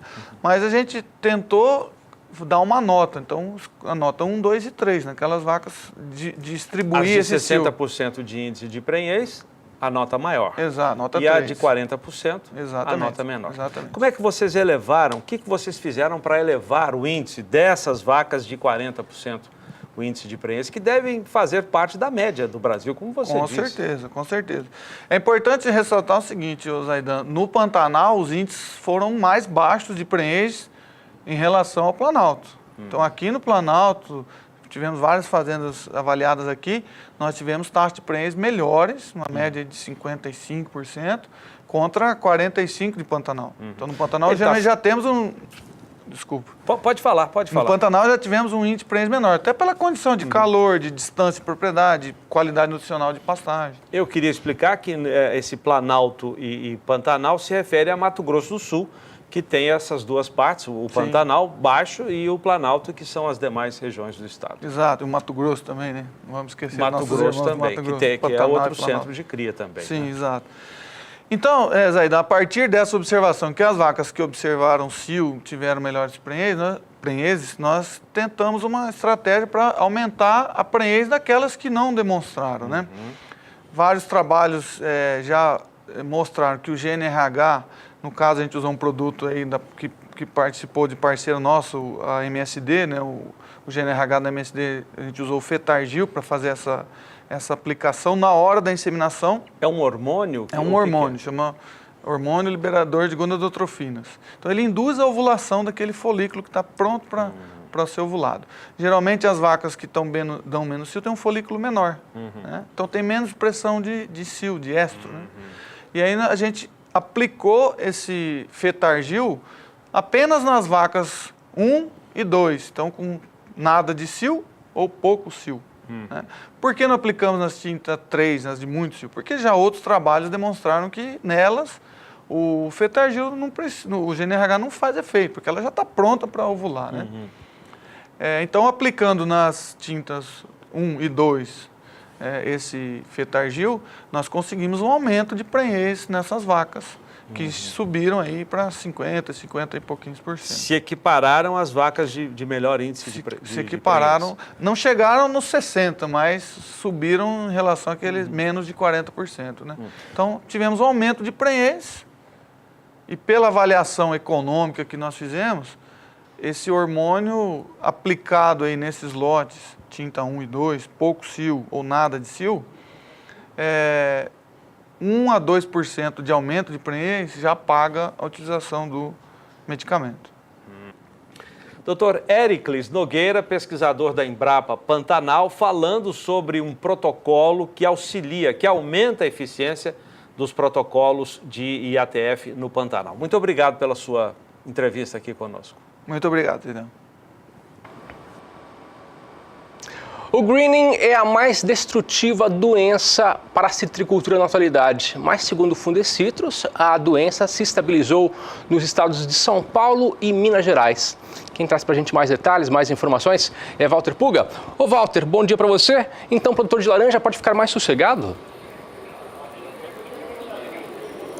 Olha, Antônio, não é bem assim não. Ainda é insuficiente, segundo pesquisadores do Fundecitrus, da Fundação pesquisa a citricultura, faz levantamento de safra e acompanha a evolução do greening em São Paulo e Minas Gerais, no chamado cinturão citrícola. Eu conversei com Guilherme Manies, um dos responsáveis por uma pesquisa cuidadosa sobre o greening, né? E ele tem detalhes. Acompanhe, veja as informações. É importante que o citricultor tenha muita consciência do que é o greening no Brasil. Veja. Guilherme, obrigado por ter vindo. É um prazer recebê-lo aqui. E agora vamos aos detalhes desse trabalho que durou 3 meses. Não, foram 3 meses de pesquisa. 3 meses rodando bastante pomar aí. O greening está estabilizado nessa nossa região ou continua avançando? Esse levantamento que nós fizemos, ele mostrou que a doença está estabilizada. Já há 3 anos ela permanece aí no nível de 16, 17% de plantas doentes. Essa é uma boa notícia, só que ainda é insuficiente, porque estabilizou num nível ainda alto. Nós estamos melhores que a Flórida, por exemplo, onde o nível é de 90% das plantas doentes. Só que mesmo esses 17 nossos, 16, corresponde a 32 milhões de plantas. Então, ainda é um número alto e a nossa força, a nossa briga é para que esse número diminua. Bom, para diminuir esse número é preciso erradicar essas plantas. O citricultor terá de erradicar mais de 32 milhões de pés de laranja? Sim, existe uma legislação específica que fala do greening e fala da obrigação de eliminação das plantas doentes. Só que a gente quer mais do que isso, a gente quer realmente controlar a doença antes de que ela chegue. Então, existe um tripé que você pode adotar de medidas, dentre muitas outras, mas talvez as mais importantes, que é usar a muda sadia, a eliminação das plantas doentes e o controle do vetor. O greening é transmitido pelo psilídeo, um inseto vetor, e ele então é que dissemina a doença.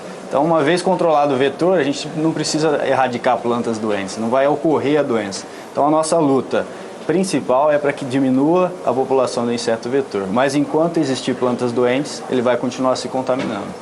Qual é a região que está mais atingida pelo greening de toda essa ampla região que vocês pesquisaram? Vocês pesquisaram o Triângulo Mineiro, o Sudoeste Sim. Mineiro e o Cinturão Citrícola de São Paulo, muito conhecido, já estabilizado, né? Sim. O número de plantas e a área. Mas qual é a região que está mais prejudicada pelo greening? A região tradicional de citros, que é a região que nós chamamos de sul, que é ali Porto Ferreira, Limeira.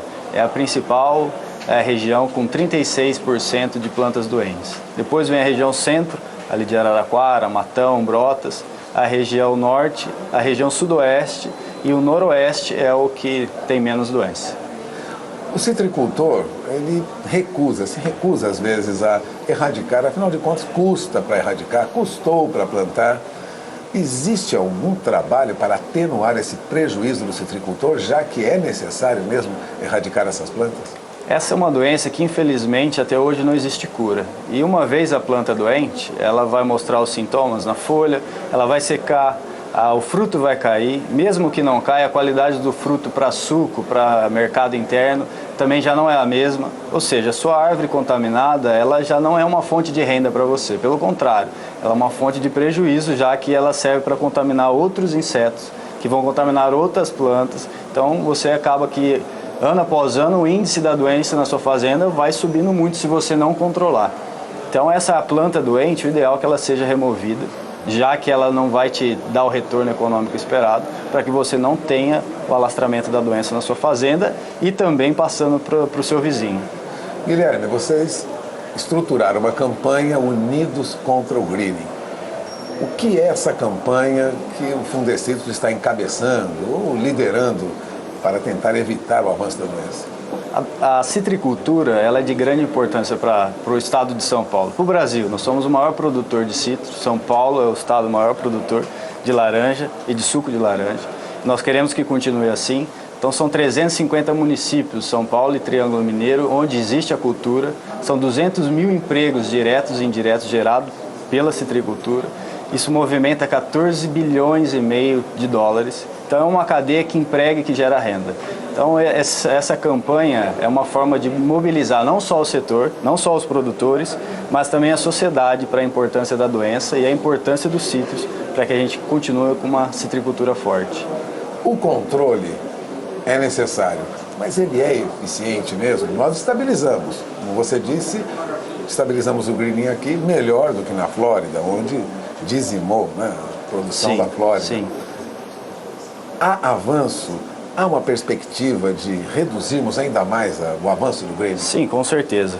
Com certeza a gente conta com a participação do produtor, mas da nossa parte, das instituições de pesquisa, muito tem sido pesquisado, muito tem sido desenvolvido e já entregue para o produtor para que ele possa aplicar no dia a dia.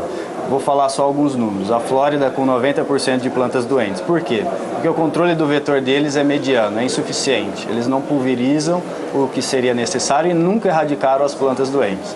Por isso que o nível deles está esse tanto. Hoje a produção deles é 68 milhões de caixas. Há 10 anos atrás eles produziam 170 milhões de caixas. Então olha só o prejuízo, o poder destrutivo da doença num curto espaço de tempo, se a gente for pensar. Então o nosso controle foi eficiente até então para manter a doença estável. Agora a gente está colocando mais recurso, maior energia para que esse número diminua.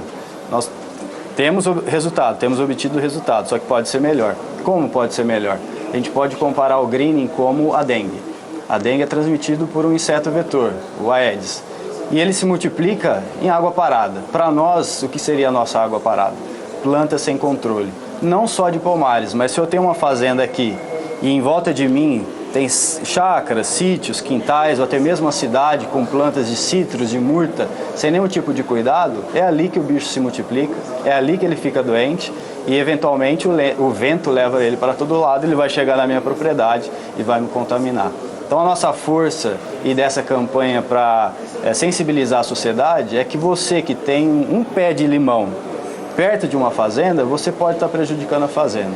E hoje a gente está com um trabalho de troca, em parceria com a fazenda, com a Casa da Agricultura, com a Defesa Agropecuária. A gente tem um trabalho de mapear o que tem em volta dos pomares, visitar esses lugares, explicar da importância e oferecer uma troca. Você tira o seu pé de limão doente e eu te dou uma muda de jabuticaba, ou de acerola, ou de goiaba, qualquer outra fruta que não vai prejudicar o pomar e os empregos que o pomar gera, e você vai continuar tendo benefício da sua fruta. Bom, você acaba de ouvir o Guilherme Manieso, ele é engenheiro agrônomo do Fundecitrus, essa campanha que está disseminada agora por toda essa região, Parque Citrícola de Minas Gerais e também aqui de São Paulo. De olho na informação, porque Guilherme volta aqui daqui a um tempo para repassar de novo esses conselhos e falar um pouco dessa campanha. O Fundecitrus está envolvido com isso e o Canal do Boi, o Agrocanal, a Rede SBA vai abraçar essa causa em defesa da citricultura brasileira. Obrigado pela sua participação aqui, Guilherme. Eu que agradeço. Voltamos ao programa. Como se vê, o greening já dizimou praticamente os laranjais da Flórida. Isso já traz prejuízos muito grandes para a economia americana e mais do que isso. A economia americana, no caso da laranja, né, citricultura americana na Flórida, depois dos furacões, terminou por comprar ainda mais sucos do Brasil, está aumentando a importação de suco de laranja. Você terá detalhes sobre isso ainda durante esta semana. Eu paro por aqui, mas antes vamos lembrar que as laranjas disponíveis no mercado de mesa têm apresentado qualidade inferior à demandada por todo o segmento, né? Aliás, um cenário que tem pressionado levemente as cotações. Agora, na parcial desta semana, veja, considerando aí valores até a última sexta-feira, o CPEA apurava que, em média, a laranja para a indústria é R$ 19,29 por caixa de 40 quilos, 800 gramas, vem com alguma recuperação, mas a laranja pera é que teve um recuo recentemente. Veja, laranja pera, segundo o CPEA, você tem na tela do seu televisor agora informação sobre laranja pera in natura, né? Caiu para R$ 18,62 a caixa de 40 quilos, 800 gramas. Os valores estavam muito acima disso, há um recuo de pelo menos 1%.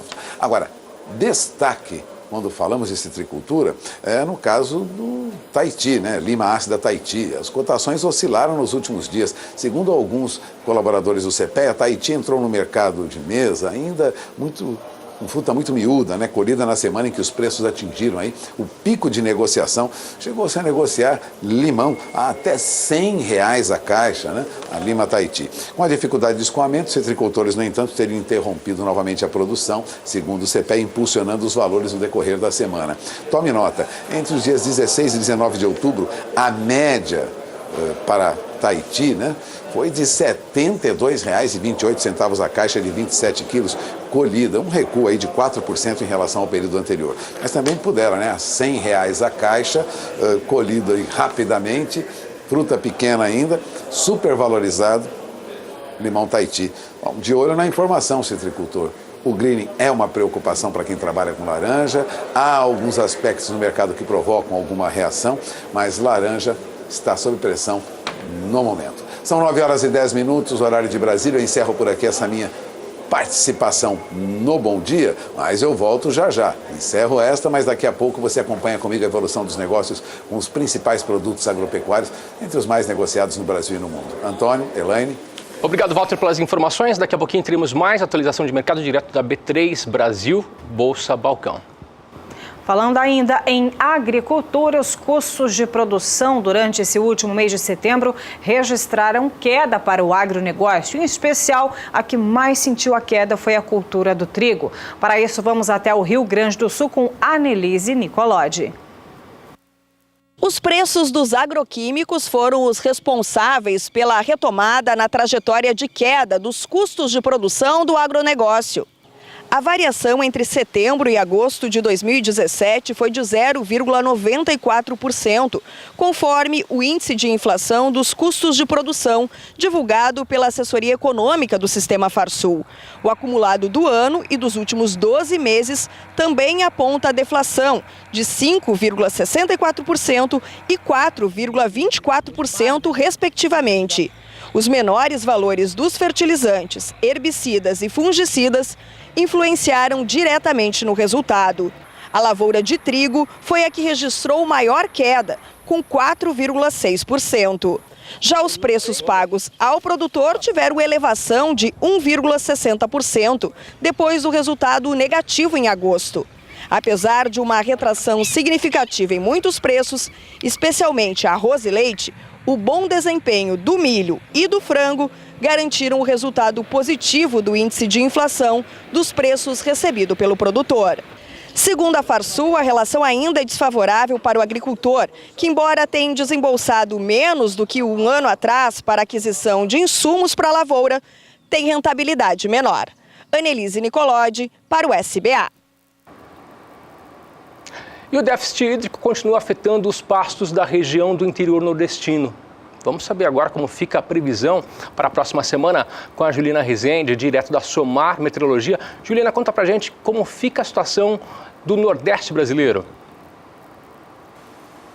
As instabilidades tendem a avançar um pouco mais pelo interior do Nordeste a partir do final do mês de outubro e começo do mês de novembro.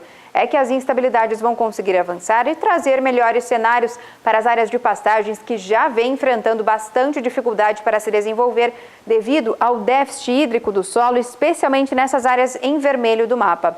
Nos próximos dias, tempo bastante seco no interior, faixa leste com instabilidades por conta da umidade que vem do mar. E no decorrer da próxima semana, pouca coisa vai mudar, porque essa chuva ainda vai persistir na faixa leste, mesmo que de forma menos expressiva.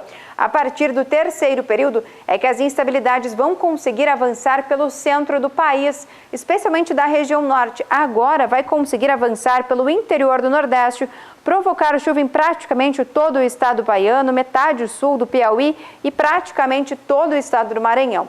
O volume de chuva, na maior parte, ainda não vai ser tão expressivo e com potencial para aumentar a disponibilidade hídrica do solo, mas em alguns pontos, de forma mais localizada, o acumulado ainda tende a alcançar até 15 milímetros, principalmente nas áreas mais ao sul da Bahia e também oeste. Apenas no extremo sul baiano é que a chuva ainda ganha mais intensidade e os volumes tendem a alcançar até 30 milímetros. Então, os cenários mais otimistas para os pastos na região nordeste no decorrer das próximas semanas fica concentrado no oeste e também metade sul da Bahia por conta das chuvas um pouco mais expressivas que devem voltar a ocorrer e beneficiar os pastos. Hoje eu encerro por aqui a minha participação. Até mais! Obrigada, Juliana Rezende, pelo destaque. Então, amanhã tem mais pelas regiões brasileiras. E eu lembro você, antes de a gente voltar a B3, Brasil Bolsa Balcão, se você perdeu alguma matéria, previsão do tempo para outra região brasileira, que aconteceu, por exemplo, no começo do nosso programa, você pode acessar nosso canal do Boi, lá no canal do YouTube, youtube.com/canal do Boi, e assim você vai ter acesso a toda a nossa programação. E também tem Facebook, viu? Você já colocou, já deu uma curtida pra gente? Tem canal do Boi e também tem rede SBA. Agora sim, vamos ver as negociações, as primeiras negociações deste início de semana. Para isso, vamos voltar até a B3, Brasil Bolsa Balcão, onde Walter Polga Júnior já está por lá e nos deixa atualizados. Pois é, Elaine, vamos, como sempre, começar pelo café, né? Nova York negociava café no mercado futuro, eu falo de café arábica, né? Em queda diante de um dólar mais forte frente ao real na sexta-feira, né? Os futuros de café arábica fecharam em baixa na sexta-feira, lá na Bolsa de Nova York. Os contratos futuros vieram pressionados pelo avanço do dólar frente ao real. Segundo agências internacionais, isso impactou mesmo as cotações lá na Bolsa de Nova York. Esse fortalecimento da moeda dos Estados Unidos tende a estimular as exportações brasileiras de café. E se a expectativa é que o Brasil envie maior quantidade de café para o exterior, lógico, os preços tendem a ceder, né? O vencimento de dezembro recuou 1,26%, terminou aí perto de $1,25 por libra-peso. Há também contratos vendidos pressionando o mercado, muita venda de contrato de café e mais do que isso, as perspectivas não são boas não. Segundo a BNI Research, lá dos Estados Unidos, as cotações do café arábica devem oscilar entre $1,20 a $1,40 por libra-peso até o final deste ano, 2017. É que há condições climáticas favoráveis aqui na América do Sul, na avaliação do PMI Research e também no Sudeste Asiático. Bom, a safra 2018-2019 no Brasil está numa fase importante de florescimento, é o que repercute lá fora, que se encerra agora em janeiro de 2018. E o clima aparenta ser favorável, por enquanto, apesar de alertas sobre o Laninha. Não é o que, a princípio, produtores brasileiros esperam, né? A florada foi bonita, muita fotografia, mas há quem aponte que florada não significa quantidade de fruto suficiente para ofertar para o mercado internacional tanto café como a princípio era esperado. E o que acontecia na última sexta-feira com essa queda? Bom, já vimos uma queda lá, mas Londres também perdeu. Londres recuava até 0,40%, 0,50%. Portanto, o café robusto em Londres também tinha baixa. Essa baixa não foi diferente no mercado brasileiro. Aqui nós perdemos até mais de $2 por saca no mercado futuro brasileiro na última sexta-feira. Aqui na B3, os preços para café arábica, considerando aí dezembro, terminaram a $155 a saca. Agora, e o mercado físico? Como se comportava na última sexta-feira? No sul de Minas Gerais, café arábica, bebida boa, mantinha aí cotação mais baixa na média, segundo Safras e Mercado, recuava para R$460 a saca, isso na sexta-feira. Mas no sul de Minas, no Cerrado Mineiro, bebida boa, com 15% de cotação, estava na faixa de R$465 a saca, abaixo, portanto, dos 470 que nós vimos durante a semana.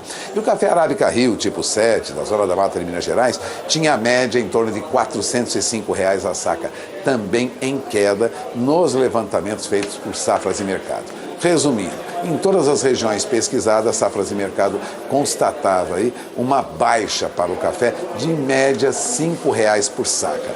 Agora, no balanço da semana, os contratos futuros para dezembro, lá em Nova York, caíram 0,90%. Se a queda foi inferior a 1%, não é de se estranhar que haja também um movimento de queda aqui na faixa de 1% também, ou um pouco mais. Agora, o que o CPEA constatava na última sexta-feira, uma leve alta para o café, outra leve alta na média apurada pelo CPEA. É o que você confere comigo agora, veja. Segundo o CPEA, em média, café era negociado, considerando o café arábica tipo 6, duro para melhor, posto aqui na cidade de São Paulo, em média R$ 446,29 a saca.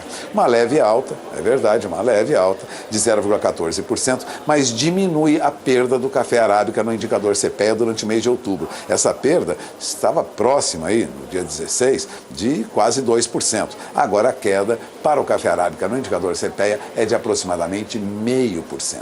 Portanto, diminui a baixa, a perda que o café tem no indicador CPEA durante este mês. Café robusto negociado lá no Espírito Santo, é a referência para o CPEA, também teve alta, veja, recuperação de preço, subiu aí para quase R$ 379 a saca. Veja, café robusta, segundo o CPEA, no Espírito Santo, R$ 378,98 a saca. Teve baixa acentuada de quase 4,75%. Agora essa queda é um pouco menor, mas ainda é muito acentuada, né? Café robusta no Espírito Santo cai 4,38% no indicador do CPEA. Agora, o que acontece neste momento no mercado americano? Os primeiros negócios nesta manhã nos Estados Unidos, você tem na tela do seu televisor e acompanhe comigo. Continua baixa para o café, café sob pressão nos Estados Unidos agora. Café para dezembro cai mais de 0,5%, recua agora para $1,24 por libra-peso. O contrato para março do ano que vem, café arábica com entrega em março, né, a $1,28 por libra-peso, perde agora 55 pontos. E o café arábica no mercado futuro para maio do ano que vem, ainda acima de $1,30 por libra-peso, recua também. Recua mais de 0,5%, perde agora 75 pontos. Continua baixa para o café no mercado americano. E o que acontece em Londres? Café robusta, referência para o mercado mundial de robusta é a Bolsa de Londres. E você acompanha os primeiros negócios nesta manhã. Café robusta continua em queda lá também, perde entre 2 até $7 por tonelada. Mercado recua e recua muito para o café em Londres. Café para novembro a $2.013 por tonelada. É o único contrato que ainda mantém cotação acima de $2.000 a tonelada. O contrato de café robusta para janeiro a 1.963 dólares a tonelada. Perde pouco, mas perde 2 dólares por tonelada agora. E o contrato de café para março a 1.937 dólares a tonelada recua agora 3 dólares por tonelada. A queda é mais acentuada no vencimento de maio, entre os mais longos, né? A 1.939 dólares a tonelada cai agora 7 dólares por tonelada. Café robusto em queda lá em Londres, café arábica em queda nos Estados Unidos. Aqui na B3, os primeiros negócios nesta manhã, segmento BMF, Bolsa de Mercadorias. Lembra? Bolsa de Mercadorias e Futuros. R$ 153 dólares e 95 cents a saca para o contrato de dezembro. Queda também aqui. Queda para o café arábica lá nos Estados Unidos, queda para o café arábica também no mercado brasileiro, o que indica movimento de baixa contínua para o café neste momento. São 9 horas e 22 minutos, horário de Brasília. Passamos pelo mercado do café que vem em baixa, mas a baixa não atinge só o café não. Boi gordo volta a se deparar com queda de preços. As agências de notícias destacavam isso já na sexta-feira. O mercado físico do boi gordo ficou com preços predominantemente mais baixos na última sexta-feira, segundo Safras e Mercado. Os frigoríficos seguem testando o mercado. Mesmo com preços mais baixos, os frigoríficos conseguem aí manter uma escala de abate razoável. O lento escoamento da carne bovina entre as cadeias dá, na verdade, respaldo a essa estratégia dos frigoríficos, né? A dinâmica pode mudar apenas agora na primeira quinzena de novembro. Em São Paulo, os preços já recuavam para R$ 143 a arroba, né? Mantinham entre R$ 143 e R$ 144. Minas Gerais caía para R$ 137 a arroba. Em Goiás, também uma baixa para R$ 135 a arroba em média, segundo Safras e Mercado. E no Mato Grosso do Sul, que estava a 135, já recuava para R$ 134 a arroba. No Mato Grosso, R$ 131 a arroba. Preços em baixa, segundo o CPEA, também em baixa no interior de São Paulo. É o que você confere comigo agora. Segundo o CPEA, queda de mais de 1% para a média dos negócios com boi gordo no interior do estado.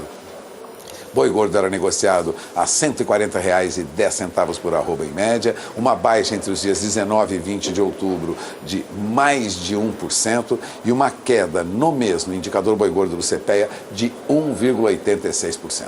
Mercado cede desde o dia 17 de outubro, mercado tenta a recuperação, mas continua em queda. Não é uma queda tão acentuada como a que nós vimos no dia 17 de outubro, quando perdia quase 2,30%, mas continua com uma queda de quase 1,90%.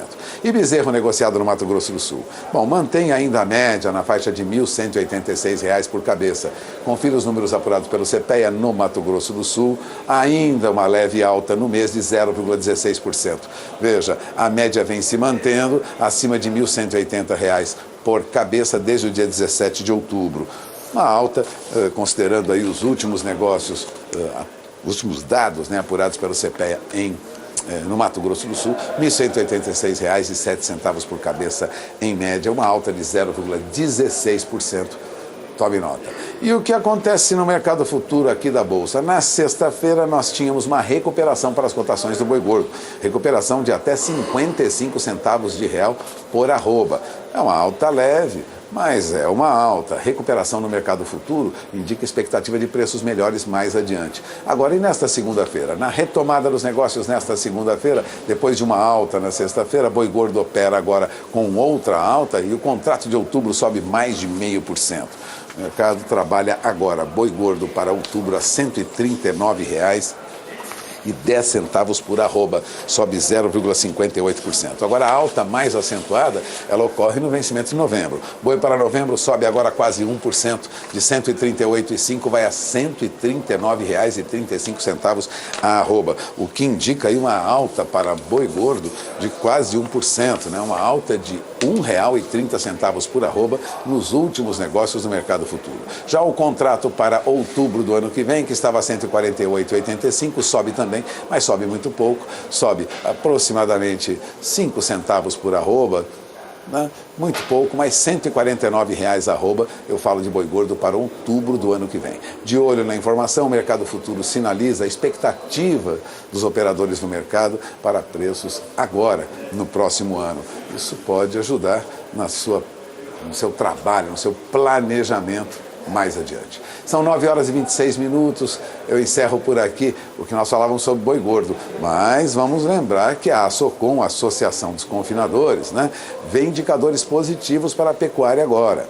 Reposição. Insumos relacionados à nutrição animal e crescimento das exportações de carne estão entre os indicadores positivos para a cadeia de carne bovina agora em 2018. A previsão é da Associação Nacional de Pecuária Intensiva, a antiga ASOCOM, né? Associação dos Confinadores, que agora tem o nome de Associação Nacional de Pecuária Intensiva. O gerente executivo da entidade, da ASOCOM, o Bruno Andrade, aponta como principal desafio a retomada do consumo interno de carne bovina. A expectativa também é positiva em virtude do crescimento da economia brasileira e queda na inflação. Mas ele disse que ainda não é possível identificar o ritmo de aumento dessa demanda por carne bovina no mercado interno.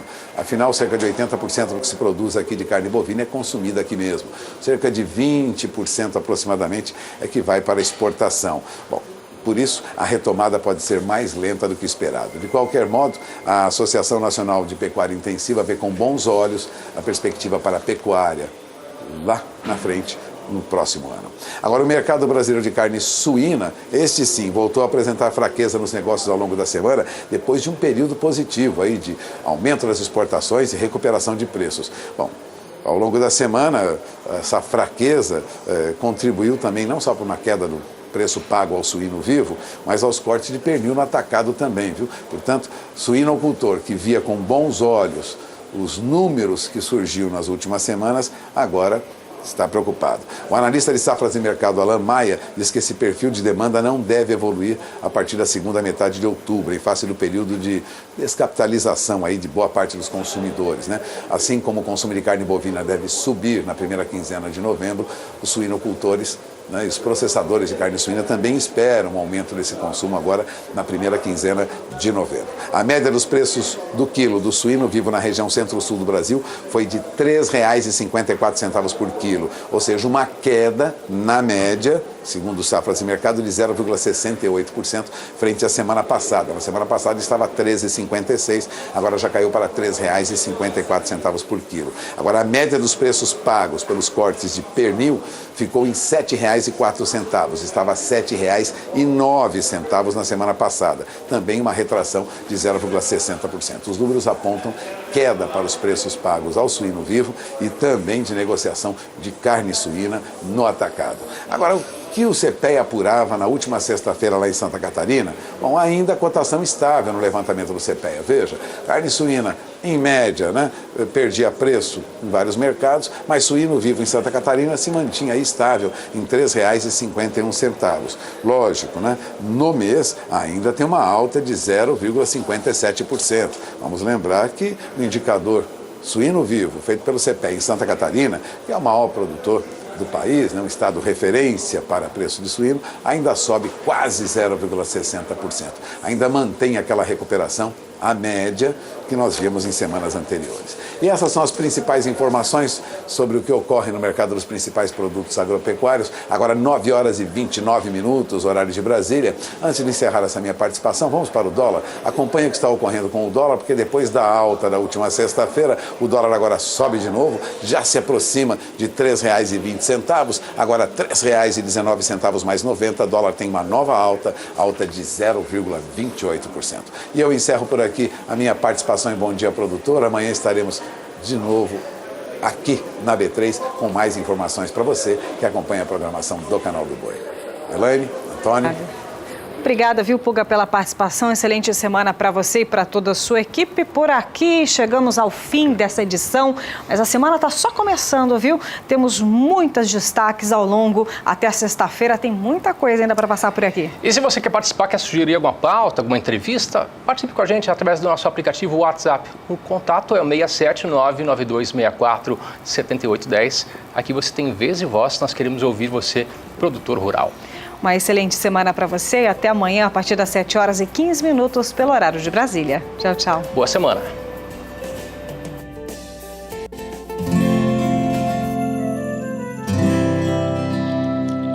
Acorda que o galo já cantou e o sol já vem fazer brotar mais um novo dia.